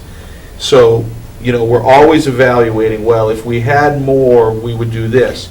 Well, we don't have as much as we thought we were going to because our transportation costs are up, so we're going to have to forego some technology. We'd like to do $60,000 worth of technology, but we're only going to be able to do $43,000 worth of technology this year. We make those kinds of decisions all the time, and I don't think that, you know, even given the numbers that we're talking about right now, that we're under any more significant pressure than we normally are. We're just highlighting the specific ones relative to this fiscal year and making sure that we all understand and that the community at large understands, yes, this happened, this is how it was dealt with. You're right, there's definitely opportunities that we're going to have to forego. But I wouldn't say, and I think Kelly phrased it correctly, it's not opportunities that we thought we were going to do anyway and now we can't. It's really just more of, well, we'd love to add 2, 3, or 4 more foreign languages and 5 STEM classes and 6 humanities classes, but we're not going to, even if we didn't spend this, you know, even if we didn't incur these unexpected expenditures. So, you know, it's an ongoing process evaluating what we want to do versus what we can do relative to specific $87,000 in unexpected expenses, flatline Chapter 70, unexpected or lower reimbursement rate for circuit breaker. I mean, there's any number of things that, you know, affect our ability to do everything that we want to do year in and year out. And very positive balance is what you did with Russell Street, the 5th graders in Starbase, the $11,000 for transportation that was involved for the 6 classes over the 1-week period for each of them. And you did that balance and you did it well. Oh, thank you. That's an example of a very positive way as to how do we use this money better than we may have used it previously. And Alex, I guess just a short comment. I truly understand where you're coming from. When we look at budgets, we don't look at them 1 year at a time. We're visioning out 3 or 4 years, and what we see specifically in Littleton is 3 years ago we were another aspect of revolving funds is created by the ability to take in school choice students, and we're fortunate. We have a waiting list to take in students. But you have to be methodical when you do that, because if you have a configuration that's going to have you hire more staff, it takes X number of bodies to make it cost neutral. So it's kind of a complicated process. But to make a real long story short, in the last 3 years, we've hit capacity for school choice students coming into our district. So we don't have the amount of growth that we had in 3 years, which is going to prevent us from increasing our revolving funds like we have done for the last 3 years. So we take all that into account before we take a look at that pot of money as something that's accessible to us. We're thinking 3 years out. What happens if Chapter 70 doesn't increase for another 3 years? And we're trying to make this money go as far as we can. So, but great discussion. And thank you again for your support and understanding the volatility or fluidity of budgeting.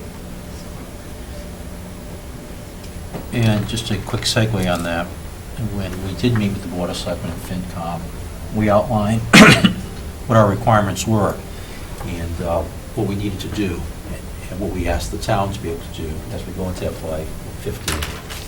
I am going to write another note to the Board of Selectmen and the FinCom highlighting what we discussed that evening and making our points, again, made down on paper officially as now where we are in the cycle. We'll have the public hearing in a couple weeks, 13th. So that is 2 weeks from tonight, isn't it? Yeah. So we'll have that to reinforce also as we speak to the selectmen. Okay, anything else, John? No. Okay, Kelly, you want to give an update on the superintendent elements of focus? We still have to talk about code, and then I can go into their code.org. I'm sorry. We're not going to do business yet. Right. So, Oh, my bad. that's okay. Code.org, I'm sure you've heard a lot about it in the news, but we were very fortunate this year to jump on the wagon with Code.org, and our middle school was awarded a grant, the only school in Massachusetts that was awarded this grant to purchase equipment to extend our offerings in computing science. We were one of 3 districts in the state of Massachusetts that was approached by Code.org to cement a further partnership. So we've jumped on board with them, and they are going to provide training and all the materials free of charge for us to introduce a computing science or computer programming class next year at the high school. We're going to have to pick up the .2 FTE cost, but the cost of training the staff is all taken care of. All of the materials for the course, the student materials are in gratis, so to speak. And we have access to a worldwide organization that is very entrepreneurial and cutting edge in the area of technology. So we've cemented a great relationship as we move forward. Very excited about this as we talk about 21st century skill sets. And to know that we're one of 13 school districts in Massachusetts makes one feel really good also that they saw us as an entity that was ripe to come along board with them as they vision toward the future. The only other requirement they have is we have to offer 10 lessons, 50-minute lessons in middle school, which we can already incorporate into our math and science classes. Again, they'll provide all the training and the material for our staff, and we can integrate that with a zero cost to the middle school. So we're really excited about this partnership, and we're really proud that they, first of all, thought we were worthy of membership with them, and they approached us. Good. And we had an opportunity to see the kids in action doing that. Yes, we did. That was great. Do you know what languages yet they'll be learning either at the high school or at the middle school? I'm not sure. There are so many options right now. I'm going It's to hard to wait pick. until I see the curriculum before Yes, I that's commit right. to any particular language. That's So- right. And I remember when we received the check and did the hour of code, I remember talking to Mike McEachern, to Mark Branco, and they were both very excited about this and wanted to take it. So it's not just one day where everyone is coding and saying, okay, check, move on to the next item. We want to make sure that this is a long-term focus for our schools, is making sure that students, when they graduate, are able to enter a world where computer programming is becoming more and more common, but also more and more necessary, and that need certainly is outpacing supply in terms of individuals who have a good grasp, at least a foundation of computer programming. So hopefully by filling that need, where we are not only preparing our students for the 21st century, but putting them at the top of the pecking order when it comes to what jobs they're looking at. Oh, very true. Very true. So what's the, sort of the commitment that comes along with the grant? Is it a 2-year, what's our commitment to offering their specific curriculum? It's a here? 2-year commitment. 2-year And we commitment. have an opt-out clause if we desire. So that'll give us a chance to evaluate the effectiveness of this program, because we have to use their specified curriculum here, if I read the agreement. True, but it can be supplemented. if Well, we so part of it choose. is making, I think we've talked about, maybe in other forums there, the sort of the gift is also us evaluating the gift to make sure that we're getting what we need out of it, not just what they need out of it there. And is it, but we won't really know the effectiveness of the program until we get into it for a little bit. But I just don't want to blindly commit that we're going to continue that path. It's, making sure we have the evaluation of its effectiveness and the process that we would use. Of course, we evaluate every program that we put into place, so, and you're right. But please remember, and I know you do, that if we wouldn't have been able to cement this partnership, you wouldn't have seen something like that in our high school for 2 or 3 years down the road with the way our revenue is flowing. So Yeah. we're I excited. appreciate the jump start on it. And it's an outfit that's made up of, this membership is made up of the top technology people throughout our nation and beyond. I mean, it's fascinating who belongs to this organization. So, good point, though. It's imperative that we review not only existing programs, but new programs that we put into place. And I think we're ready for, how about an update from Chloe? All right. Okay, so at Shaker Lane, March is Author Illustrator Month, so they're going to be celebrating Dr. Seuss's birthday on Monday, March 3rd, and they're having people come to read books to the first grade. And I might be mistaken, but Mr. Faraday, isn't Dr. Seuss's birthday, isn't that also Pajama Day? Well, it used to be. Historically, it was. Now Okay. we spread Pajama Day out throughout different times of the year.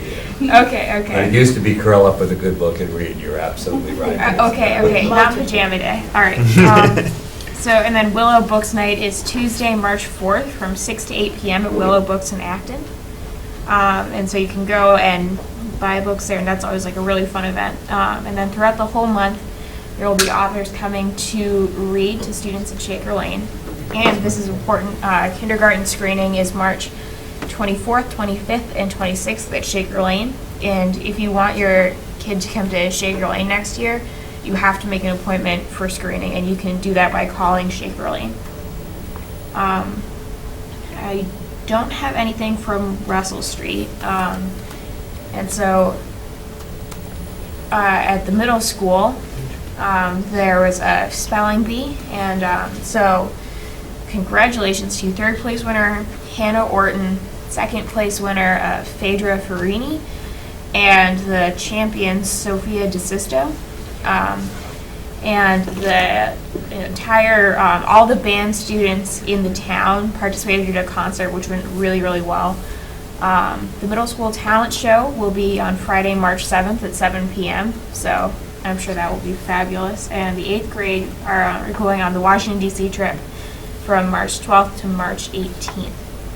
At the high school, the boys and girls indoor track teams, which also includes some middle school students, they are league champions this year, which is really exciting. And then coming up, there will be the Mr. LHS fundraiser at the high school from 7 to 9 p.m. on March 7th, which is always excellent. And I think that's it. Oh, there's the student-teacher basketball game is coming up soon, so look forward to that. That's it. Excellent. Thanks, Chloe. And Willowbrook on Tuesday? Willow Books on Tuesday. Tuesday evening. Yes. Excellent. Great opportunity to have your students go to a bookstore and have guest readers. So Several guest looking readers forward to every- that. I assume you're reading this year. I am. As am I. Yes, looking forward. I think I have the first slot. I'm the first one up, so And I'm the last. going to be setting the tone. The next item on the agenda, I wouldn't mind reversing it if I could and start with the superintendent elements first. I'm going to be as brief as possible since we're running about 25 minutes ahead of our planned agenda here. But I wanted to give you an opportunity to have me talk about the new educator evaluation tool that we're using that starts with the superintendent and percolates through the administrative team and down to the teachers. Obviously our standards are a little different and our elements, but one thing in common, we all have over 40 of them, and as a result we've selected ones that tie into our strategic plan and tie into areas of our district that we felt needed attention. The first element is under Standard 1, Instructional Leadership, and it is specific to diverse learners' needs. And diverse learners is a broad-based category. It doesn't refer to one designation. And we always spend a lot of time, passion, and energy educating all students. But what we haven't done in this district before is really take a look at our advanced learners, for lack of another category, and I'm going to use the same categories that are used with our MCAS proficiency exams. And we did an analysis this year and took a look at student growth percentages. And I already spent 30 minutes on a previous school committee meeting talking about SGPs, but in a nutshell what they are is if a student scores a certain score in an MCAS exam, then every student in the state of Massachusetts that has that score is tracked with that student. and they compare them to those students the next year. So and they actually use 2 years of data and determine how well our students do compared to students with similar achievement levels throughout the state. And they create something called student growth percentiles. And that allows us to see how well our students are learning relative to other students in the state of Massachusetts. It's fascinating. It's probably the best data point that I've ever seen in my career. When we did that analysis, we were very pleased with how our advanced learners are progressing. There were a lot of students that were beyond 70%. And as a norm, if you're in the range 40 to 50, you're doing okay. A lot of our students were way up there. In fact, a number were in their 90 to the 100th percentile in growth ranges. So what does that tell us? It tells us that we're challenging those students, and in comparison to students with similar achievement levels, our students are doing better in a lot of cases. So that data is something that we comb through every year, and this is really the first year we've had enough data to put in processes that allow us to really tease out patterns of what's happening. We created a template for the advanced learners. The principals are using it for all learners. So we're getting various percentiles of SGPs for all of our students and following their learning from year to year. As you know, as educator evaluation evolves, part of the assessment for teachers will be a student learning assessment that will be part of their final evaluation, and it will be using what we call district-determined measures to determine the teacher's impact on student learning. MCAS will be one of them, but you have to remember that MCAS is only offered to 20% of our subjects, so we have 80% of our subjects that we need to figure out what district-determined measures we're going to use. Right now we're looking at adaptive assessments. NWEA is one, Galileo is another one. The power of an adaptive assessment allows us to develop a student portfolio from the first time they take an exam to the very end of their career with us. So we have a great portfolio in terms of how each specific student is learning, which will allow us to individualize their instruction as we move forward. It's quite fascinating what we can do with the new data. We spent a lot of time training our staffs. I know some people commented this evening on half PD days, or half days more correctly. Folks, that's when we use the time to train our staffs in all the best practices that happen within education. And we can only do it two ways. We can do it having half days, but if we take full days, then we have to extend the school year even longer. There's a third option, but it's not very palatable when you look at the costs. We could actually extend the teacher's contract or the system's contract for all staff for a day. Every day in Littleton School District, if we did that, would cost us an extra $50,000. So it's not too palatable at this point in time when we're not seeing increases in our Chapter 70 funding.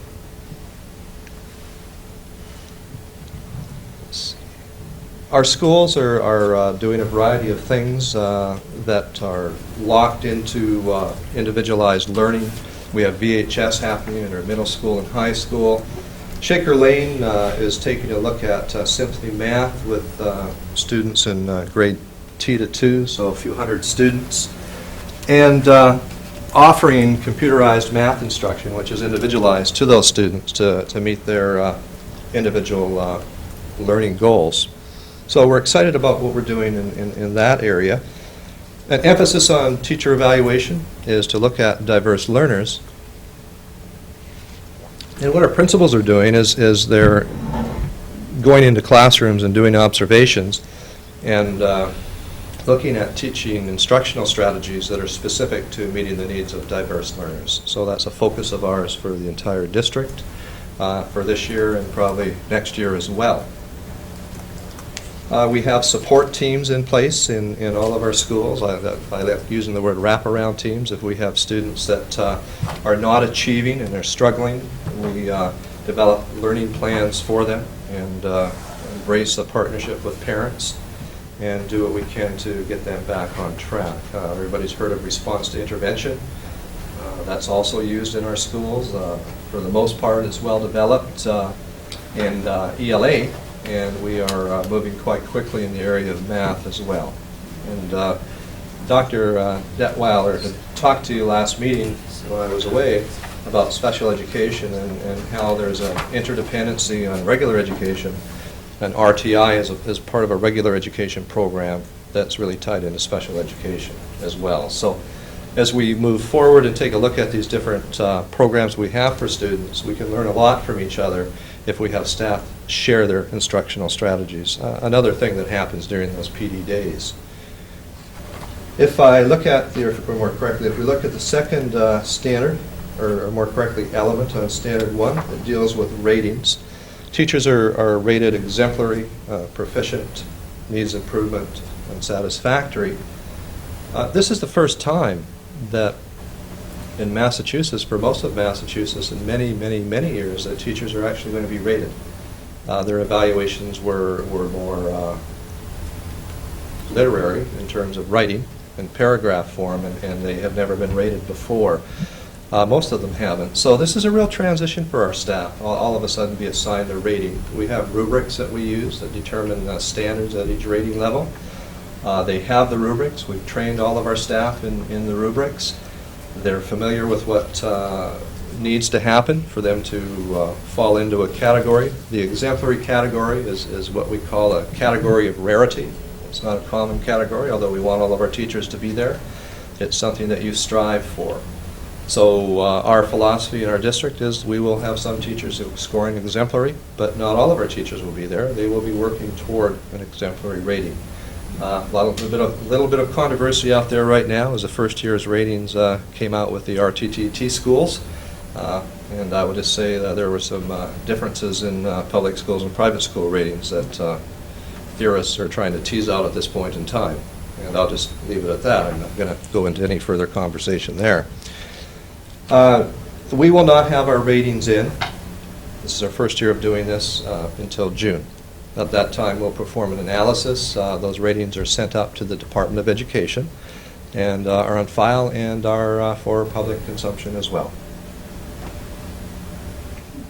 We are doing something what I call calibration, and what that is we take a look at the 13 elements that we're evaluating teachers on this year, and we've already spent some time training our administrators on looking for commonalities in terms of what teachers are doing in various areas of instructional pedagogy. We then match them up with how administrators are evaluating them, so we have a consistency. So if Principal X goes in and evaluates this teacher and does a formative evaluation on the teacher, then Principal Y, when they go in, should have very, very similar results. And that process is called calibration. Before I was allowed to evaluate teachers many, many years ago, I had to actually pass a calibration test before they would let me loose to evaluate teachers. And it wasn't a bad thing. So I had an opportunity to work with 10, 12 people and go into a number of classrooms and do comprehensive clinical evaluations. And then when they felt I had it right, then I was certified, for lack of a better word, to evaluate anybody I wanted, I guess, so to speak. So we're using that process here as we move forward. And in March, we've had a number of teachers volunteer to have us come into their classrooms, which really says something about our district, because it's a daunting task when you have 6 or 7 administrators come into your room and they're evaluating you on your teaching. And of course, we're not using this as an official evaluation, but just the fact that they feel comfortable having us in their classrooms is a testament to our professionals. Kelly, I'd like us to pause Sure. our ratings. Certainly a lot of the other areas we'll have a reasonably good understanding, because historically we've experienced those before. But as you've been talking about the ratings, the teachers, it's new. The race to the top, certainly there was some controversy. We may well anticipate there'll be some controversy in our own district too, as the ratings are actually assigned. And in the best of all worlds, it's a perfect assignment, and it's accurate, reflects precisely. Nevertheless, we're all human beings, and we're going to feel something as to why didn't I get this? Why did she or he? So those become human resource issues. And that I see as your challenge as the superintendent. The methodology, certainly, I don't want to say it's easy because that's unfair to say it's easy. The methodology is there. but between you and the leadership in the buildings, some of your thoughts there might be very helpful, I believe, as to dealing with the human emotions that are going to be involved with this. What we've done from the start is developed a collaborative relationship with our union, our teachers' union. And we formed what we call a Committee of Eight. And the Committee of Eight, right from the onset of the new educator evaluation model, have been working together. We actually designed the new contract language in a team collaborative environment and recommended it to the school committee, and it was a very smooth process. One of the very few districts in the entire state that had a process that smooth. So we really believe that in order to be successful at a venture of this magnitude, we need to embrace the concept that we need to work with staff, work collectively so that we create an atmosphere, a professional learning community that promotes excellence. And as a sidebar to that, all of our teachers through the LEA bought hoodies. And on their hoodies it has "and pursuing excellence," which is something that you really need to think about for a minute, because you have a group of teachers in a district that themselves have adopted the philosophy or motto of the district without asking them to do so. It's an understanding and a passion that has been shared with all staff.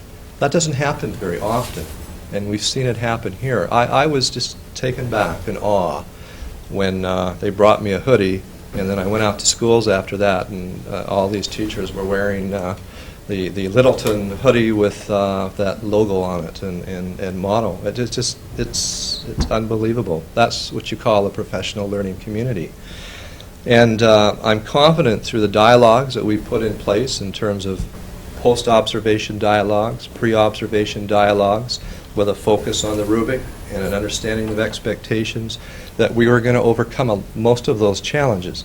It won't be all of those challenges, because people want to be the best, and that's what we want of them. And if they don't get a top rating, they're going to want to be at the top, and that's where those discussions are going to have to be so closely thought out in terms of long-term and embracement to move everybody to the top. There may be a point in time in this district that 75 or 95% of our teachers are exemplary, but if we're ever in that category, we will have earned it, and we would put them up against any teacher in the nation at that point in time. And that's my wish, to be honest with you, for this district, is to have almost all teachers at the exemplary level. And with the attitude and the commitment to professional development and best practice, we're well on our way. Well, of course, there's as we saw in Boston, which is a completely different school district. For one, we don't get to get elected. For two, there are hundreds, probably over 1,000 teachers there with 1,000 different ratings. And when Boston was going through their ratings, they found that a very, very, very high percentage of their teaching staff were exemplary. And this sort of caused a rebuttal of sorts from the community, from those who are in favor of the new EdEval frameworks. And so there was a lot of concern about these categories being inflated. And I too want to see all of our teachers, or as many as possible, as you said, in that exemplary category. I don't think that's going to happen right away, and I don't think you're under that impression either. But what I think we all want to see is that, as you said, we earn it, and it doesn't just sort of happen otherwise. So you made a good point there, and I just wanted to reiterate that this isn't an exercise in patting ourselves on the back. This is a thoughtful, evaluative process that is aimed at helping teachers improve themselves in a very collaborative way. And that's been deliberate, I think, throughout the whole process. From the very beginning, when the State Department of Ed was working on developing these frameworks, they brought MASC to the table. They brought both the NTA and the AFT to the table And MTA stayed the whole way through. Maybe some of the issues in Boston is because they're AFT, where our union is MTA affiliate. But we have seen so much collaboration throughout this process, and the whole idea is not based on telling teachers they're not doing a good job. It's based on helping teachers do a better job, and helping all of our educators do a better job, whether they're teachers, principals, superintendents.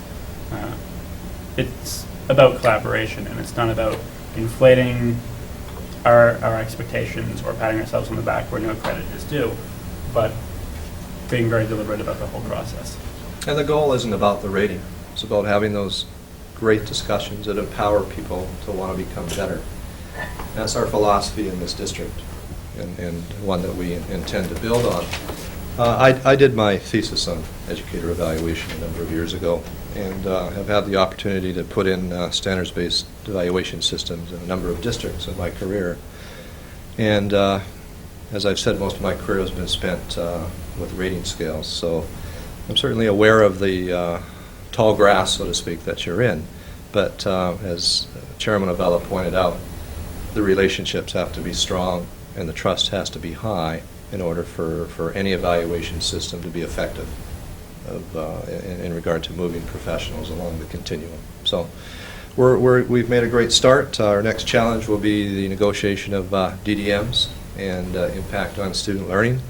And we'll be starting that as a subgroup of the negotiation committee using the group of 8 starting in March. So taking care of that as well. Hold on, Kelly, hold on, please. Yeah, no, it sounds like it's making great progress, because another part, and having done evaluations of people for many years also, is the element of fairness, and I think that only comes through, through the partnership and the frankness of discussions that can be held between the two parties, both as a union organization and with the individual teachers, and at the end of the day, somebody may not be happy with the specific score assigned. But as long as the frank discussions and there's fairness in it, which I think is the whole process that you've designed here, is will result in that trust, that you can have that frank discussion. And I think that goes right back to what PJ was saying before about the human side of it, because they are people at the end of the day, and there will always be an emotion attached to the score, attached to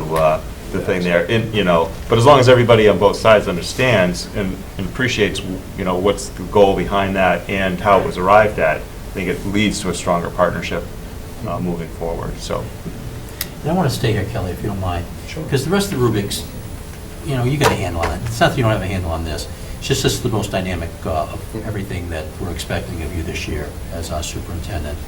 And I'd rather we just spend a couple minutes on this, and Sure. the rest of it I think we're comfortable with, if that's okay with you. That's fine. We've talked about the ratings of the teachers being tied to student achievement. It certainly, there's a lot of conversation out there in the public sphere as to a teacher should be rated, if the children aren't doing well on MCAS, that's just as one example, a standardized test score, the teacher can't be a good teacher. I'd like to make sure, not make sure, wrong words, we do acknowledge, and I know you acknowledge, and our principals acknowledge, the rest of our administrators do, is that it's not that simple. Each one of our children is not a widget, and it's not, a teacher's not employee A building 100 widgets a year, and if 10 of those widgets fail, it's a 90% pass rate. And that's not how we're rating the teachers. Because we understand each child comes in, individual needs, individual background, individual future. And how does the teacher work with all that and get the best out of that child, whatever the best may be? You've approached it from that point, and I know you've driven that down to your administrators also. I think that's a key point. We want to make sure our public understands that we're not in the business of rating teachers and we're just going to say, well, the MCAS did this, the teachers are that. It is not that at all. It's a very complex process, learning is, as we all know. I do come from a very extensive accountability background, and so I've been in that arena many years. And you're right, the trust, the fairness, when teachers disclose data and sit around the table and actively engage in discussions and aren't fearful of repercussions with their discussions, you've made it. But that is always not a given. You always have to make sure that you create and maintain that environment. And realistically, 2 years of data is minimal and that's what we're mandated to use. But there are a lot of things that still haven't been figured out in this whole process. To place a rating on an impact on student learning, we're going to have results in a timely manner. Currently, we don't receive our MCAS results until the fall. Our evaluations have to be done prior to June. So there are a lot of things that aren't worked out yet in this whole process at the state level. Granted, MCAS isn't the only DDM that we're going to use, but it probably should be one of the best DDMs that we're going to use, especially with the SGPs added to the analysis process. So we're very, very cautious, and we're very cognizant of the fact that there are many factors involved, and even the demographics of a classroom vary from year to year, and we have to have those frank discussions and open and honest discussions so that they realize that we don't assume classes are demographically similar. So that's a very good point Actually, brought up. Thanks for the update on the rubrics, appreciate it. Okay. So you're satisfied with that at this point in time? Yes, please. Perfect. Goals you're okay with? I use the Teach Point template to set an example for the district. And just one or two comments on that. What's fascinating about Teach Point is the entire process from beginning to end is in this web-based program. So as an administrator of a school, you can go in and you can see exactly where everybody is at. As a superintendent, I can go in and I can see everybody's evaluations, informal, formal, walkthroughs. All that data is available to me, collection of evidence, and I can even chart it or have it charted with the program to see School X has done how many evaluations in the past 6 days. Where are they in the evaluation process? So in terms of data management, it's really incredible. For me, I love that kind of information. So it is quite fascinating, and I really love three-dimensional pie charts, which is a real nice feature of the program. So, but in seriousness, it just allows us to have a great line of communication, and for me to do spot checks on calibration, or take a look at how formative reports are being produced. Allows me to do it in a time factor that probably wouldn't have been possible prior to this, to be honest with you. I mean, I used to go through evaluations and randomly check them, but certainly not to the degree that I can do it now as a superintendent. So I'll stop there if everybody's content at that point. And you want to talk about the school zone lights or the technology Sure. budget? School zone lights, as I completed my entry plan 3 years ago, there are many great things that I learned that were really specific to education, but there are always other things that you learn that you keep in the back of your head and see what happens throughout time when you're here as a superintendent. But the Shaker Lane school zone lights have been problematic for probably 12 or 14 years. And as a school district, we've tried our best to address the issues, and we don't have an electrician in the district. So every time we have a malfunction, whether it be an electrical spike or whatever happens, I don't know, they need to be reset. But what's problematic is we keep resetting them and bringing somebody in for a significant cost, and they're not reliable. And then I have to ask myself the question, if they've been like this for 10 or 12 or whatever years, are people taking them seriously as they go through with the lights flashing or not flashing? So I wanted to bring this to your attention because I'm a firm believer in only continuing with practices that work. And although it may be a signal light, I feel that if you're not careful, it may become a reflection of other things that the district does. So I'm very, very cognizant of the fact that everything we do and everything we say needs to be aligned with the fact that we don't do things that don't work. And this is just a sidebar issue. As your superintendent, I'm getting a little frustrated with it. The town has been very good about using their account that they use for streetlights to pay for getting this done, but it still doesn't make up for the fact that they're unpredictable and not dependable. So I'm looking to you for some sort of suggestion or solution as we move forward, because 2 years from now, I don't want to be having the same conversation about signal lights that are not working. You have a cost replacement? Probably for both, well, the one set's not that new, and they're giving us, or not that old, and they're giving us problems also, but I would imagine 70,000 for two. Because I know there's frustration, and we've had the conversation more than once about it. First off, is it code? Is it required? What's stuff there? Well, they're not required, as long as you have a school zone sign or some marking on those roads, it's permissible. I mean, it's similar to the conversation we're having at the high school where it's not permissible at this point in time. But on those roads, it's permissible to have sign markings. Both of our entrances, so to speak, are somewhat secluded getting into Shaker, aren't they? You know, sight lines and all that? Yeah, they are, and there's a bit of a curve on the one road. And there's a lot of traffic on that road. I'm surprised by the amount of traffic on Goldsmith Street. Goldsmith, yeah. Yeah. Is it cut through? Especially since they paved it over. Yeah. It's a sweet ride now. Because it can get you from Littleton to Acton. You know, I mean, when it gets to Newhouse. That's And every town.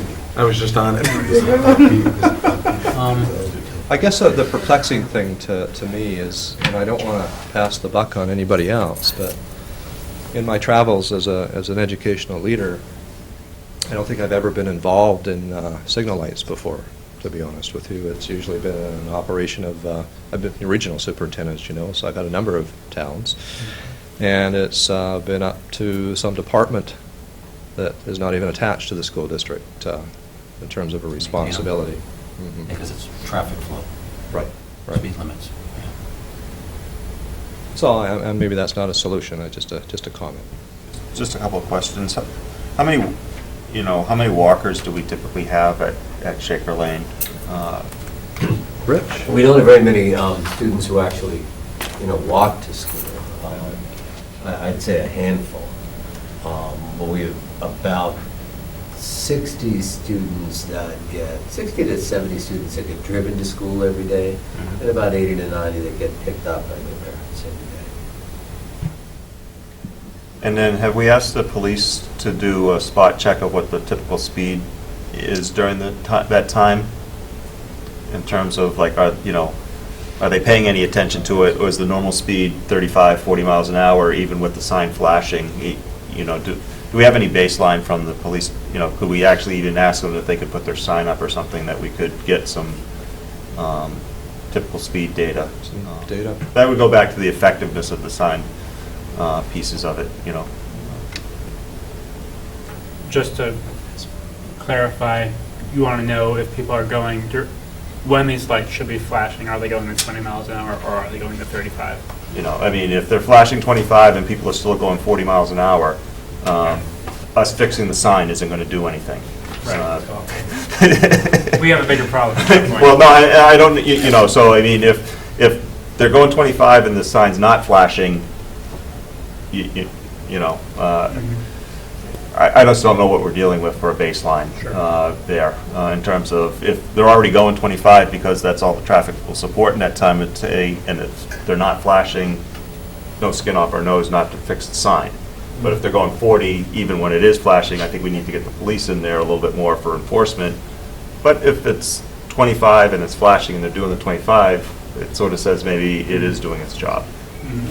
And I also think that what Kelly said earlier about not just the stop, not just the traffic light, but also what it sort of signifies, excuse the pun there, but what it sort of signifies about the district and the community, not wanting things to, you don't want a light flashing when it's not supposed to. It sort of sends a wrong message. But when we're talking about investing in our infrastructure, we also want to be looking at that data.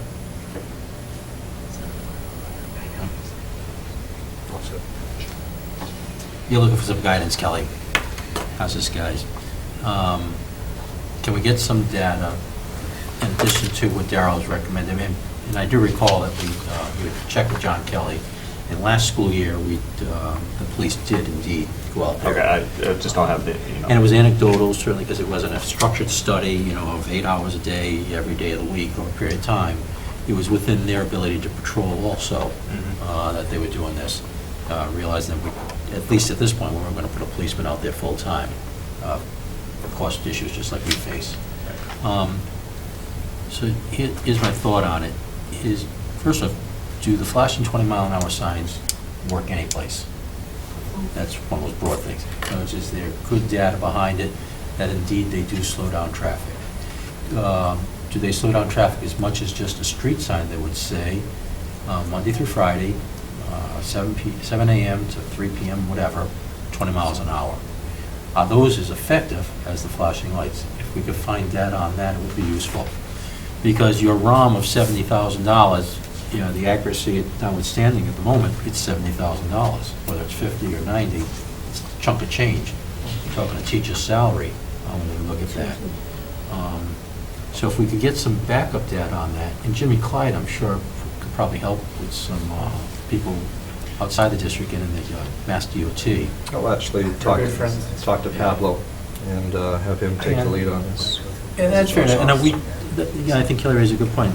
We okay to ask John Kelly, and it'd be Pablo who's doing it as our resource officer, to try and pursue this and get us that kind of data before we say, fix the lights, take the lights out, buy new ones. Certainly 3 options that leap to mind. Yeah. Because the fixing hasn't worked all that well. Gosh, Rich, you've been there longer than any of us. And yep, they're working, we get them fixed. When they're not working, Yeah, and I mean, and the variability, as Kelly said, is, they'll be working one day at 3 o'clock and the next day at 8, they won't be working. and that's it, yeah. You think you fixed it. Yeah. And for whatever reason, Yeah. which is confounding in 2014, something as simple as Now you know my frustration. So they've probably been around as long as me, so that could be. So who's lighting the candles each night? Sure working well. Okay, are we okay with, Kelly was seeking some guidance. Have we given him sufficient for this evening? Yeah, and I think also pursuing the Mass dot route, I can If you wouldn't mind doing that. I that would can be great. contact our contact at Mass dot and say, hey, could you guys do a traffic study Sure. here? Just pro bono. And I also know from past history that having radar set up really helps every now and again, too. Yes. Please coordinate with the chief, though, police Yes. chief, and Jimmy Clyde, so that they know we're asking those questions. Yeah, and just for the record, I'm not sure whether there's an issue in terms of speed there or not, so that's something we'll find out.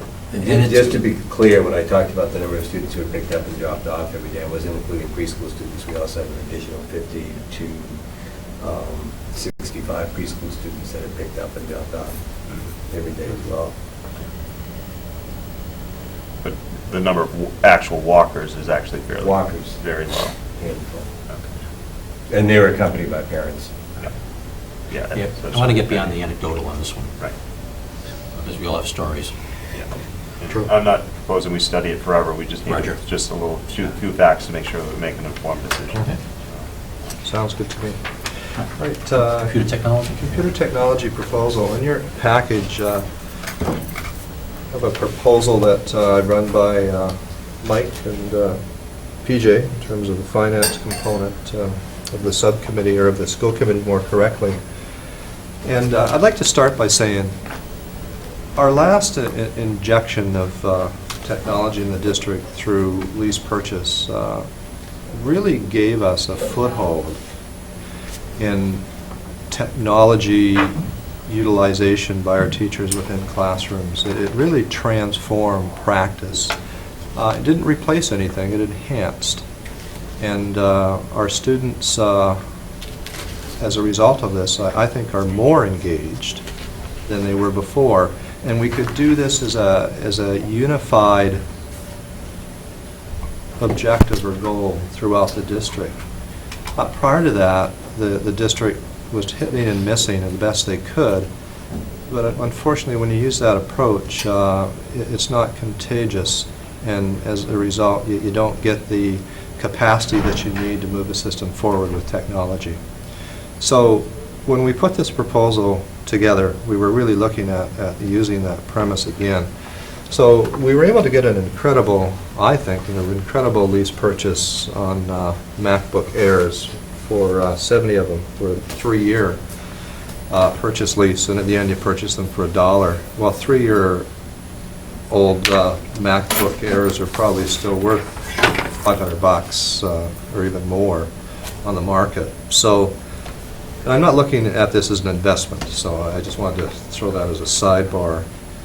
The deal they're giving us with the discounts for mass purchasing, 70 is not a lot, but the discounts pretty well eat up the interest that we would pay with the loan payment. So in other words, if we would have bought them in 3 years, so many each year, we probably would be paying the same amount anyway in the end because of the discount they gave us. It's one of the best deals I've seen in years. And you know, in Maine, we had a 1-on-1 laptop program in my last school district, so we spent a lot of money on computers every 3 to 5 years. We've also have straight-out purchasing of Chromebook cards, 2 Chromebook cards. We just don't feel that lease purchase is the way to go with that equipment. And part of it is it's still relatively new to education. They've been very functional. The ones we've had in our district have been very dependable and seem to be the tool of choice for computerized exams, including PARCC. iPads are okay, but with the way the PARCC exams are unfolding in terms of their cloud technology through Pearson, the iPads won't be as easy as it should have been, because when we went into this venture, we felt that the iPad technology that Pearson was going to use didn't require any type of defragmentation of material and then refragmenting it after the download. So we need some type of baseline or common server to run these exams from and then upload them after that so that we have a savable imprint. And that's not how some exams that are online have been handled in the past 5 years. So it kind of caught us by surprise, and we were a little stressed out this week, to be completely honest with you, trying to figure out how we're going to make this work with PARCC exams coming around to 400 of our students very, very quickly, when we were under the impression that we didn't have to worry about that. So Chromebooks are much easier to create that imprint and also to work with a server. iPads, it can be done. It's a little more complicated. But thank goodness we aren't of the configuration of some school systems in terms of using centralized servers and having dummy terminals, because those systems are probably pulling their hair out right now because it's not compatible at this point in time. So we're ahead. We're ahead of the game, but there's still some frustrations and limitations of our staff because we're lean. But we're going to get through it. It's just some add-ons we didn't expect. To make a long story short, we feel that this proposal is the best proposal we can come up with for the use of the $65,000 of that part of our capital plan. Anybody have any questions, Kelly, on that? Yeah, I do. I'm totally sold on the Chromebooks. My concern is, as you said, when we've seen this over the past 3 years, we've seen the influx of technology into the district, mostly talking about the 3-year iPad card lease. That's really made the classes more interactive. My concern is that the MacBook Airs that we're giving to staff go to the staff. And while I'm sure that makes it easier for the staff to go about their jobs, I'm not sure that that's necessarily the best focus without looking at district-wide strategic objectives.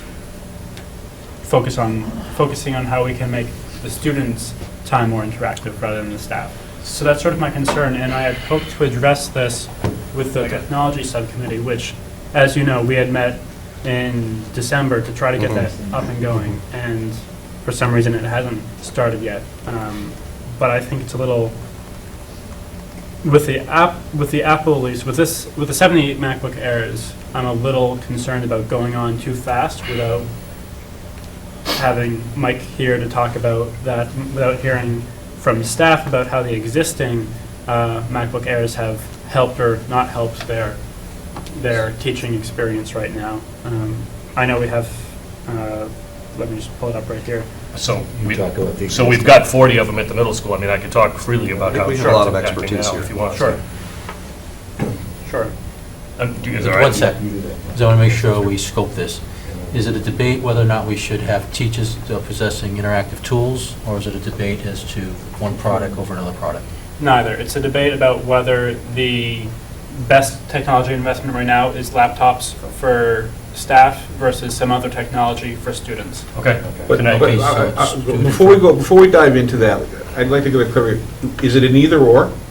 No. Because first of all, I don't see how any scenario by which we would introduce technology into the district and the teachers wouldn't have any.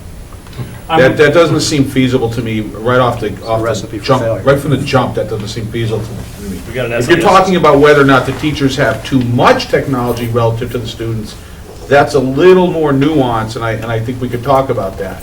But in terms of, I certainly wouldn't expect, and in some ways, I would think that you would almost definitely start with the teachers and then go to the students at the same time or even after, but not before. Because without the leader in the classroom starting the process, what are the students going to do with the technology? Let me clear things up, because I think you may have misread me. The teachers are not opposed to teachers having technology. I too think it's requisite to the other technology in the classroom being used effectively. What my concern is that I'd say that all of our teachers have existing computers. I don't think we have a teacher I wouldn't say laptops, but desktops. Right, so that That are 14 years old. right. That's right. And what my concern is that we have the 5-year cycle that we have, and that I know that oftentimes that means Shaker Lane gets the oldest in terms of the technology and the youngest in terms of the students. My concern is that I don't think this is the best forum for this conversation to be happening at this point, because the technology subcommittee has not met. It's actually been pretty dormant, and I've been trying to work with Mike and the technology staff to get that up and running, and we were hoping to have a meeting earlier this month, but it didn't come through. So my concern is I have a number of questions, and it's neither the time, I think, nor the place right here to spend them all, to go through them all here, because I don't think we have the right people in the room, and I also don't think it's the best use of our time. So what my preference would be, I have no problem going ahead with the Chromebook investment, but I would like more time to chew on the 70 MacBook Airs.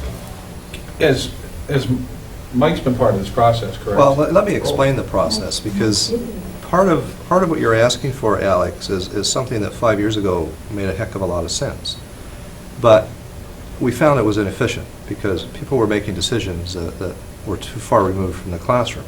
So what we've done is we've created school-based technology teams that, through an analyzation of ISTE standards, International Technology Standards, come up with technology plans for their schools that are endorsed by Mike, the principals, and myself. I have a pretty big, well-developed technology background myself. I'm not new to this game. I've put in technology on large systems, one-on-one technology, and have a pretty good knowledge base of what needs to happen to be successful. And when Mike alluded to the fact that teachers need to know how to use technology before students do, that's very true in a lot of cases in order to be successful. What we found is we have people using 14, 13-year-old computers that can't keep up to the cloud-based technology that we're expecting them to use in their respective classrooms for TeachPoint, for Aspen, and for the other apps that make learning engaging. So the ability to use a MacBook Air will catch them up to speed, and they'll be able to use that not as a personal tool, but as a teaching tool. It'll have a dual function. The importance of having teachers trained in technology in this day and age is a basic skill set, and we're behind in 2 of our schools at this point in I'm going to time. ask this because we all apparently have misunderstood Alex on this, and so that we can have clarity as to what your point is. If these were 70 iPads, would that be okay? If these were 70 iPads being given toward, Instead of 70 MacBook Airs, if there were 70 iPads, would you have the same concern right now? well, the purpose would be different. You wouldn't use 70 iPads to give to the teachers. I wouldn't mind, I know we've had great success with the iPad carts in the middle school, and I think we could certainly make more investments in iPads for that purpose. My concern isn't the product.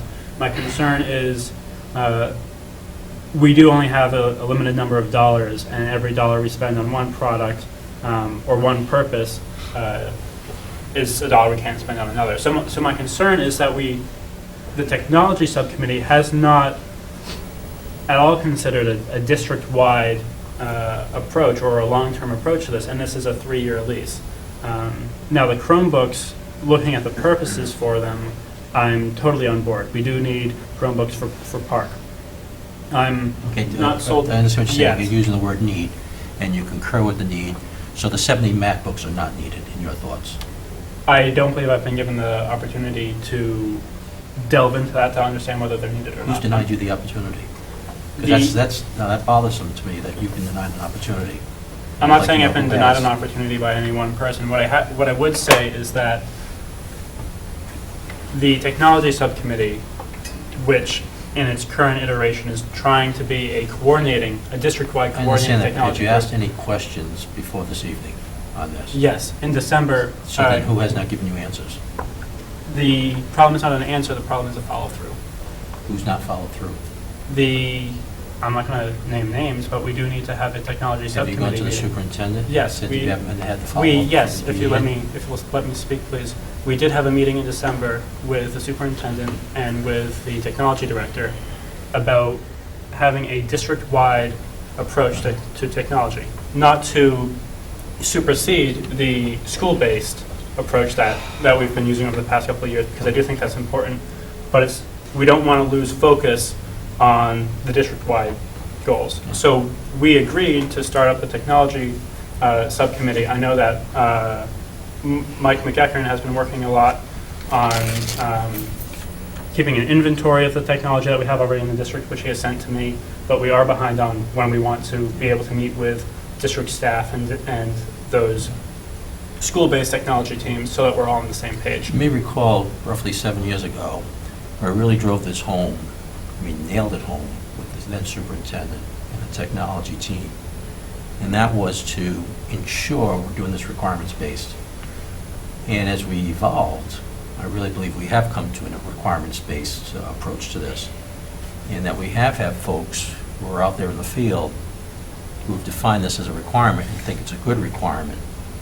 Now, you say December, that's 3 months ago now. Yeah. You could have brought it to the chairman's attention that you've been denied this opportunity. You could have brought it to all of our attention. Instead, you wait until we're at the budget season and ready to go forward with something now to raise this concern. Why did you wait, please? I was unaware they hadn't met, also, I'm going to throw that in, but Mike and I have been emailing back and forth, and so it's a conversation we've been having. But the technology subcommittee has not met in Let's stipulate that because Three we've mentioned that years. quite a few times now. And that's fair enough. I have a deep concern, though, that you've been not denied an opportunity, as you've described, to get more information on this. And frankly, that bothers me. And you've chosen that there's nobody that you can identify or willing to identify as caused that. I would ask you to go to the superintendent tomorrow morning, though, and raise it to him and say, this person is not acceded to a request I've made. And recall, too, it's always best when we request work from our staff, we go through the superintendent. It's very helpful because he determines priorities. We don't determine the priorities of the staff. We determine his priorities. which is why I met with the superintendent in the room and we had this discussion about where to move forward.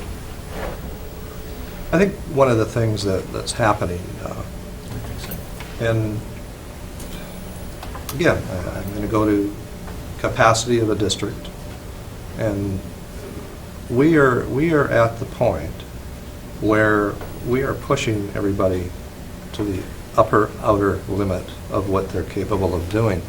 And not knowing that you hadn't met with them, I don't have any answers for you now. I can only speculate, but Okay, well, here's how we put this to bed.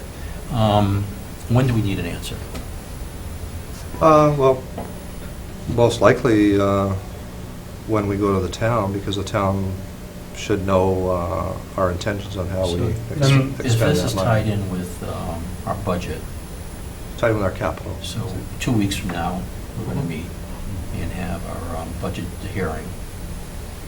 Is this something that we can bring up again next, or that meeting? And then Alex will have had 2 weeks to talk to folks? I'd be much happier with that.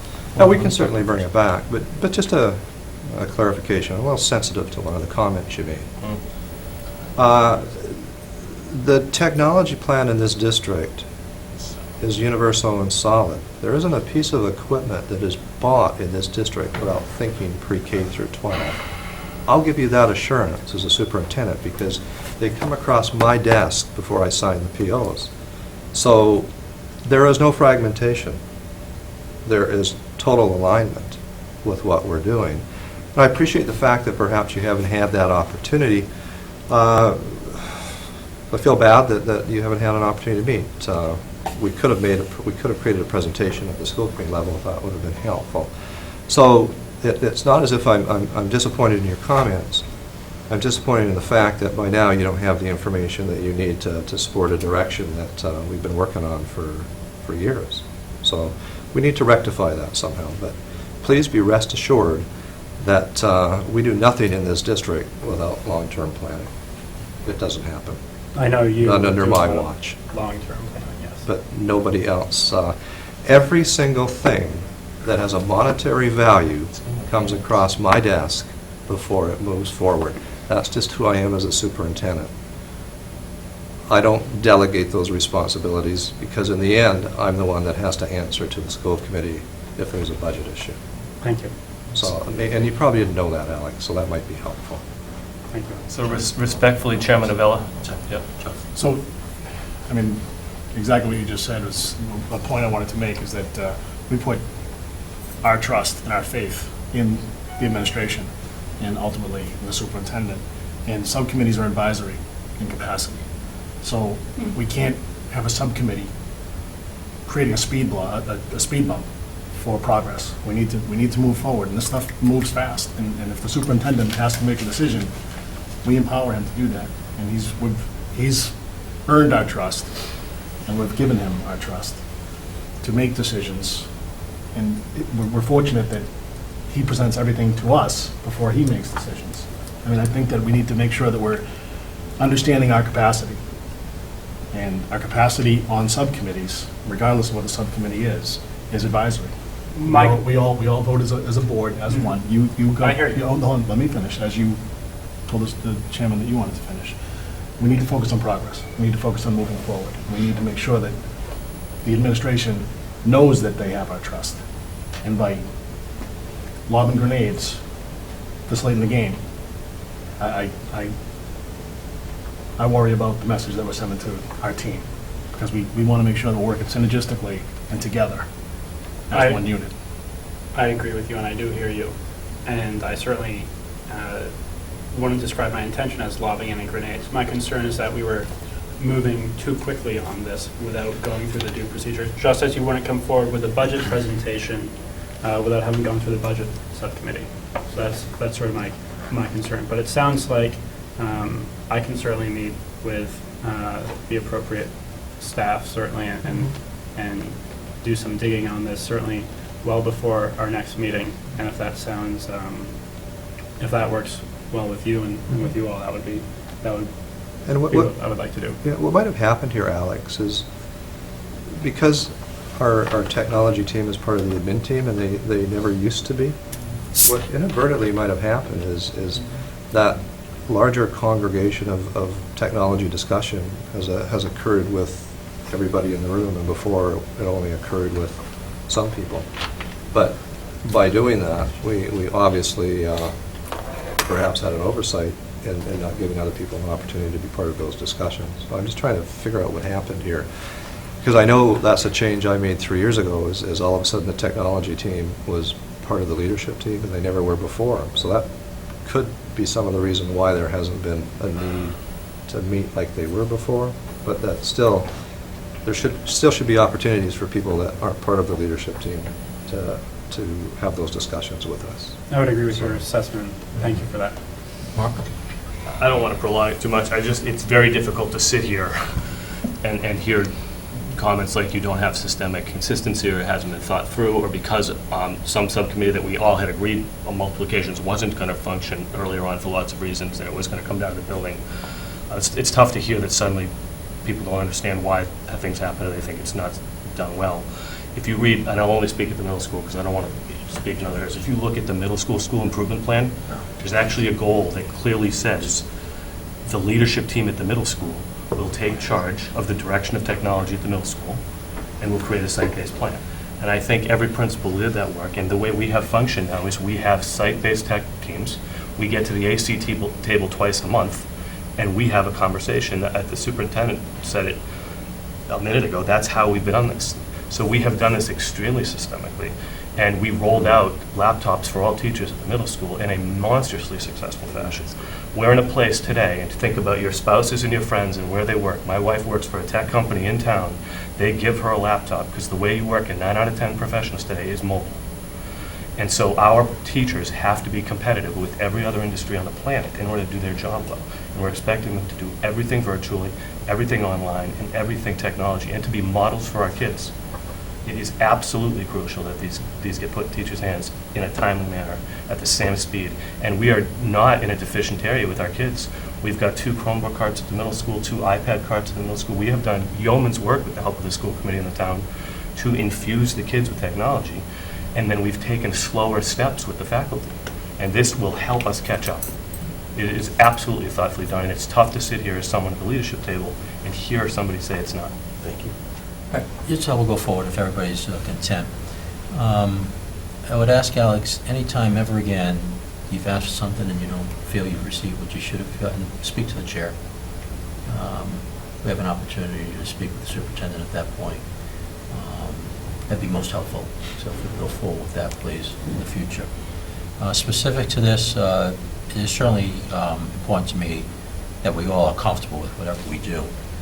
You are clearly uncomfortable with this. I don't know if the words in your mouth, but you certainly seem uncomfortable. I need more time to digest this. So if we're all content with that, let's go and readdress this in 2 weeks when we do our budget subcommittee. Alex, seek what you need, please, so that you can arrive at a comfort level. And then certainly, opinions are good and they're very important, but it'd be good to have some data as to why these particular devices shouldn't go to a particular group of people. Should you have a recommendation for a different product to go to a different group of people as the money is spent would be helpful, rather than just saying you're not comfortable. I agree. And to speak to Mark, what you were saying, I'm not saying that I think this is a purposeless expenditure. That is not at all what I'm trying to say, or that it is done without planning. It's just that I'm not sure what that planning has been. I know you, and I know your colleagues, and I know that Kelly, and I know that Mike, and I know that everyone in the district does a lot of long-term planning. That's a lot of what we do. When we're talking about why it's important to have half-days or professional development days, no matter how we do it, that's a lot of what you guys do, particularly these past few years when there's been so much change. And I do want to say quickly but respectfully that I appreciate that. My concern is more that I'm not sure yet how that all factors in. I'm not a part of this conversation. As Kelly said, there's a lot of that planning that goes on, but in recent years that has shifted the number of people in the room. And so that's where I'm concerned, and that's where I'm a little uncomfortable at this point. Hopefully in 2 weeks I'll be totally on board once I see the logic. I don't want to imply that, and I apologize that it came off that way. All right. I think we've discussed it enough. We'll leave it there. Everybody comfortable with this approach? Okay. 2 weeks. 2 weeks. Next week, 13th. All right. That was everything in the superintendent's report? Yes. Okay. I'd like to mention 2 things. Complete Streets Policy. Littleton's Complete Streets Policy. And I need to read this because it's long. It's not going to be long-winded, trust me. Smart Growth America's National Complete Streets Coalition has ranked Littleton's Complete Streets Policy as #1 of its kind in the nation. You may have seen this on the Town Administrator's blog, on the town's webpage. What's important about this from the school committee's perspective and the schools in general is it's what do we do when we try to plan improvements to our streets in the town, whether they're town roads or state roads. And that is, it's a complete approach to it. So it's not just what do we do for the automobile on the road, what do we do for the bicycle, what do we do for the pedestrian. So the town has come up with a very comprehensive approach to go about this. Real quick example, Neshoba. We all know Neshoba is going to be fixed someday, hopefully sooner rather than later. It's a washboard right now as we drive over it. We know that. But now you also have to look at the physical constraints. There's a big body of water on one side, and there's homes on the other side. So how much wider can you make that road? So certainly it's a consideration, and both the town administrator, the board of selectmen, and the highway department, along with the police, have looked at that. So these are sorts of things, and that's what makes it important. Want to bring it to the attention of folks, because here in our own town, #1 in the nation of its kind. So well done. Another thing going well, we talked a lot about money tonight. Standard & Poor's just upped our rating, the town's rating, to AAA from AA. It's exciting. It is. And here's how they define AAA. Extremely strong capacity. Extremely strong capacity to meet financial commitments. Highest rating. Okay? That's telling you folks live and work in. Not too shabby. There's a lot of people to thank for the work they've done. Certainly our FinCom, our Board of Selectmen, our finance folks, certainly our own finance people in the school department. They spend money. Kelly talking about every PO going across his desk. He spies it carefully before signing it. Clarity, and I then- don't actually sign them. Okay. Steve does, too. Okay, good Designated clarification. that authority. But to spread the praise across all of you, all the administrators, the teachers, that you're good stewards of the resources the town provides to you. So, well done, folks. Okay. Was I short enough, Chuck? Succinct. Those were two important points I wanted to bring across. Subcommittee, PMBC. And Alex, if you're okay, I'll just mention facilities prioritization here. Last evening, the Board of Selectmen, FinCom, PMBC, excuse me, Permanent Municipal Building Committee, and the School Committee, representatives from each of those met. This is an outgrowth of a facilities prioritization scheme for upgrading, repairing, not maintenance, not the day-to-day maintenance, but the long-haul capital-type items in the facilities throughout the town to prioritize as we look at money. This particular coming year, fiscal year 15, we have roughly $480,000 available for this particular piece of capital. So what we did sit down and do is we agreed on 7 broad areas, life safety being one, code compliance being another, building envelope, in other words, the roof, the walls, the doors, the windows, the interior. IT is one of those main areas. And inside of those, we're going to prioritize various items that have been identified. And you may recall back in November, we had EMG Corporation come in and give us an update on a study they had done, commissioned by the PMBC, to look at the facilities in town and see what's necessary on a recurring basis and about how much it may cost on that recurring basis, whether it be monthly, annually, decannually, whatever it may be, to working on these items. And we're using that report, so it's a product that had great value, and using the items that within it, and then the expertise of the various people that are on this working group also to help prioritize. Going forward, what's going to happen is the PMBC is indeed populating each of those major sub-areas with the particular items as where they may fit in. So let's say we need to repair a ramp for wheelchair access. That would come under code compliance as an example. We've got a fire alarm that's not working that needed to be retrofitted or whatever. That may come under life safety, just as an example. We're going to meet again, so that come the 10th of May, which is the next Board of Selectmen's meeting, 10th of March, excuse me, next Board of Selectmen meeting, is we're going to present where we're at this point. Pretty much I just encapsulated it for you all. And then the 12th, that working group will meet once again to prioritize inside now those broad areas. And then at the 17th of March, Board of Selectmen meeting, present the Board of Selectmen with that for their perusal and eventual approval. Questions on that? Is that to go to town meeting with a plan in place to spend on That- approved monies yes, for town meeting? Exactly right, thank you. Yeah. Yep. Point and safety tip. That's precisely the reason to do that, so we can go to town meeting with a well-thought-out plan, so that the folks in town, when they vote, know what they're voting for. So how far out, PJ, are you projecting from year to year? Well, these are nascent steps right now, for sure. And we're looking at FY15. Okay. And as I said, it's roughly $480,000. But the point you raise, as we start to prioritize, you're looking at that list, this might be the year to replace the hot water heater in one of the schools, based on periodic maintenance and whatever replacement. And we may say, on that particular item, we'll wait till it fails, because we have a backup to it.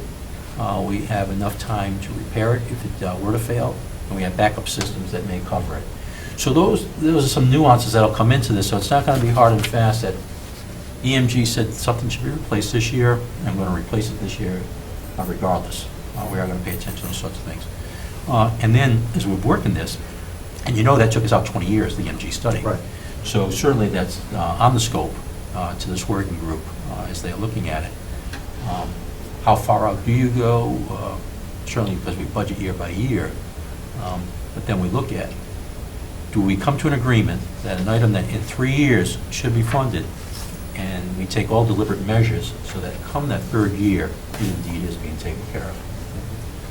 You know, Paul, I like the part of the approach there now is it takes a little bit of it shares the responsibility of some of these maintenance decisions here by the PMBC saying, we're going to make that decision, we're going to let it fail. It makes a bigger shared understanding of what risk, that there's $80,000 of risk that, the town is now accepted as a community here, not that we have to now hedge that in our budget, which is what they were going to, if we hadn't gone towards this approach, would be forcing us to, within our budget, be making those trade-offs, which really isn't the place for those to be made here. So now I think it helps facilitate, like I said, a better partnership with the town in terms of, the agreement on deferring perhaps parts of maintenance instead of responding immediately to them. Well, I think everybody in town always viewed all the buildings, the facilities, as a town resource. We certainly were segmented in our approach to maintaining them. Yeah. And this opens the aperture, right, as you say, so. Well, kudos to everybody involved. I think this is a great move. Certainly will be beneficial to the entire town as we move forward, so very impressive. Any other questions on that? Budget? So we have received an addendum to the, to our packet. We have the presentation that we're going to make in 2 weeks at our public budget hearing, which is our official putting the number out there and moving forward towards town meeting. That's an important date, 2 weeks out. The bulk of the meeting will be just for that purpose. We would love to have as much community input as we can get regarding the budget, because once we have the public hearing and we vote the budget, that's the one we're going to town meeting with. The presentation that you have is very similar to the one in terms of format that we've used in years past. The numbers in there are pretty solid. We may tweak cosmetically some of the descriptors in there in terms of explaining how we're getting to where we're going, but the numbers are pretty firm and won't change in any significant manner, if at all, between now and the next meeting. I would highly recommend that everybody take a good look at that and be prepared. Questions, comments, all that type of thing for 2 weeks from now. Does anybody have any questions this evening? I appreciate it. I know it's been through an iterative process. Sometimes it just gets down to the format. Because the numbers are pretty solid in many cases. It is what it is. So thank you on that, folks. Okay. Just give me a sec here, please.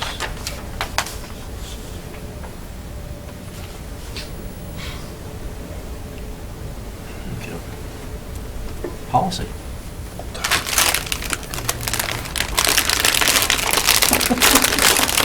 But you're enjoying watching these out. Those low calorie. Tradition goes. Yeah,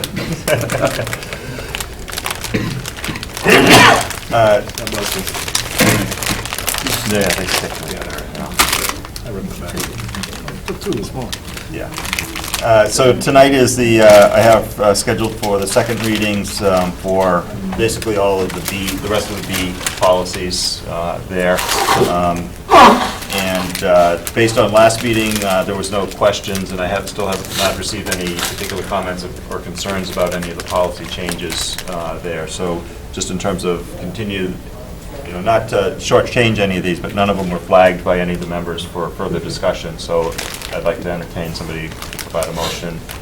Motion to accept for second reading, following policies with no changes: BCA, BDA, BDB, BDD, BDE, BDF, BDG, BEDG, BGB, BGG. I forgot what I was. BI, BA, BJ, and BK. Second. Okay, motion been made for a second reading, and it's been seconded. Any discussion? No. All in favor? Aye. Aye. Opposed? Unanimous. Okay, go ahead. Yep. Good narrative, okay. Motion to accept for second reading following revised policies: BDFA, BE, BEDB, BEDF, BEDG, BEDH, BG, BHE, BIA, BID. Second. Motion made, seconded, to accept the second reading of those policies. Discussion? No. All in favor? Aye. Aye. Before you make the motion on this next one. Yes.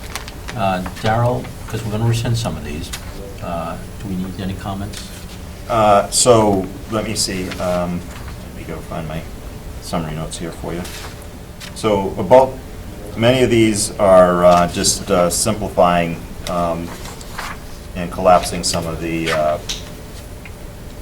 Folding meetings. some in. Yeah, folding Yeah. some together here. Let me just get to my note page here.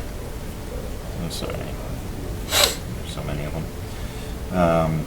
Here. So, for example, BGC, BGD, BGE, BJ, BGF, there's 5 policies related to policy. I've just collapsed them all into a single policy. Single policy here. Trying to simplify some of them here. There was a couple where there was the Massachusetts law that was the basis for one of the policies was actually rescinded 10 years ago. We needed to kind of clean that out of the policy manual here at this point. And let me see, was there any other? Basically, there was no really significant changes. These were all really administrative updates on most of the things here. I think we could say the bottom line is, by rescinding these, doesn't mean we're not going to be doing something we No. should be doing. Yeah, no, some of it is, Streamline. there's several policies about how we conduct meetings, which are actually all covered by the open meeting law. So us having additional definitions that provide nothing and wasn't even fully updated to the open meeting law provided no value. I mean, our reference for how to conduct a meeting is the open meeting law. So us having a policy further defining that doesn't do us any good. Our policy is to follow the law. It's good policy. Okay, motion? Motion to accept as second reading to rescind the following policies: BDC, BDE-E, BEA, BEAA, BEB, BEDA, BEDB-E, BEDI, BEE, BGC, BGD, BGE, BGF, BIE. Second. Okay, motion made and seconded to rescind those policies. Any other discussion? Okay, all in favor? Aye. Opposed? Ayes have it. Unanimously. Thank you very much. Thank you, Darrell. Thank you, All Darrell. right, before we go to an adjournment motion, does anybody else have anything? No, Alex? good. No. Can Go I ahead. say one quick thing? Yes, please. Actually received a call today from some folks at one of the financial institutions in town. I had mentioned to you via email that I had spoken with somebody, and they were willing to work with us to put together something on preparing students for finances in the real world. And they are, as luck would have it, they literally reached out to me this afternoon and said, hey, can we get Excellent. together? And so I'd like to schedule something, maybe Kelly and I could schedule Sure. something Yeah. with this financial institution and see if we can kind of put together some sort of a geared toward high school? Pardon me? Geared toward high I school? think so, yeah, I think at least in the John, beginning. come to the meeting also. Right, that'd be great. Great. Maybe, either Janet, Chris Christie. Yeah, you guys schedule whoever you need. Yeah. Any baking involved? I might bring a little something. I get it. Gluten free. Administrators? I think that's a great idea. All right, entertain a motion. Do we need executive session? Anybody think we do? I don't. Make a motion to adjourn. Second. Okay, motion made second, all in favor? Aye. Opposed? Unanimous, ayes. Thanks, folks, that's a wrap. Appreciate everybody helping out tonight.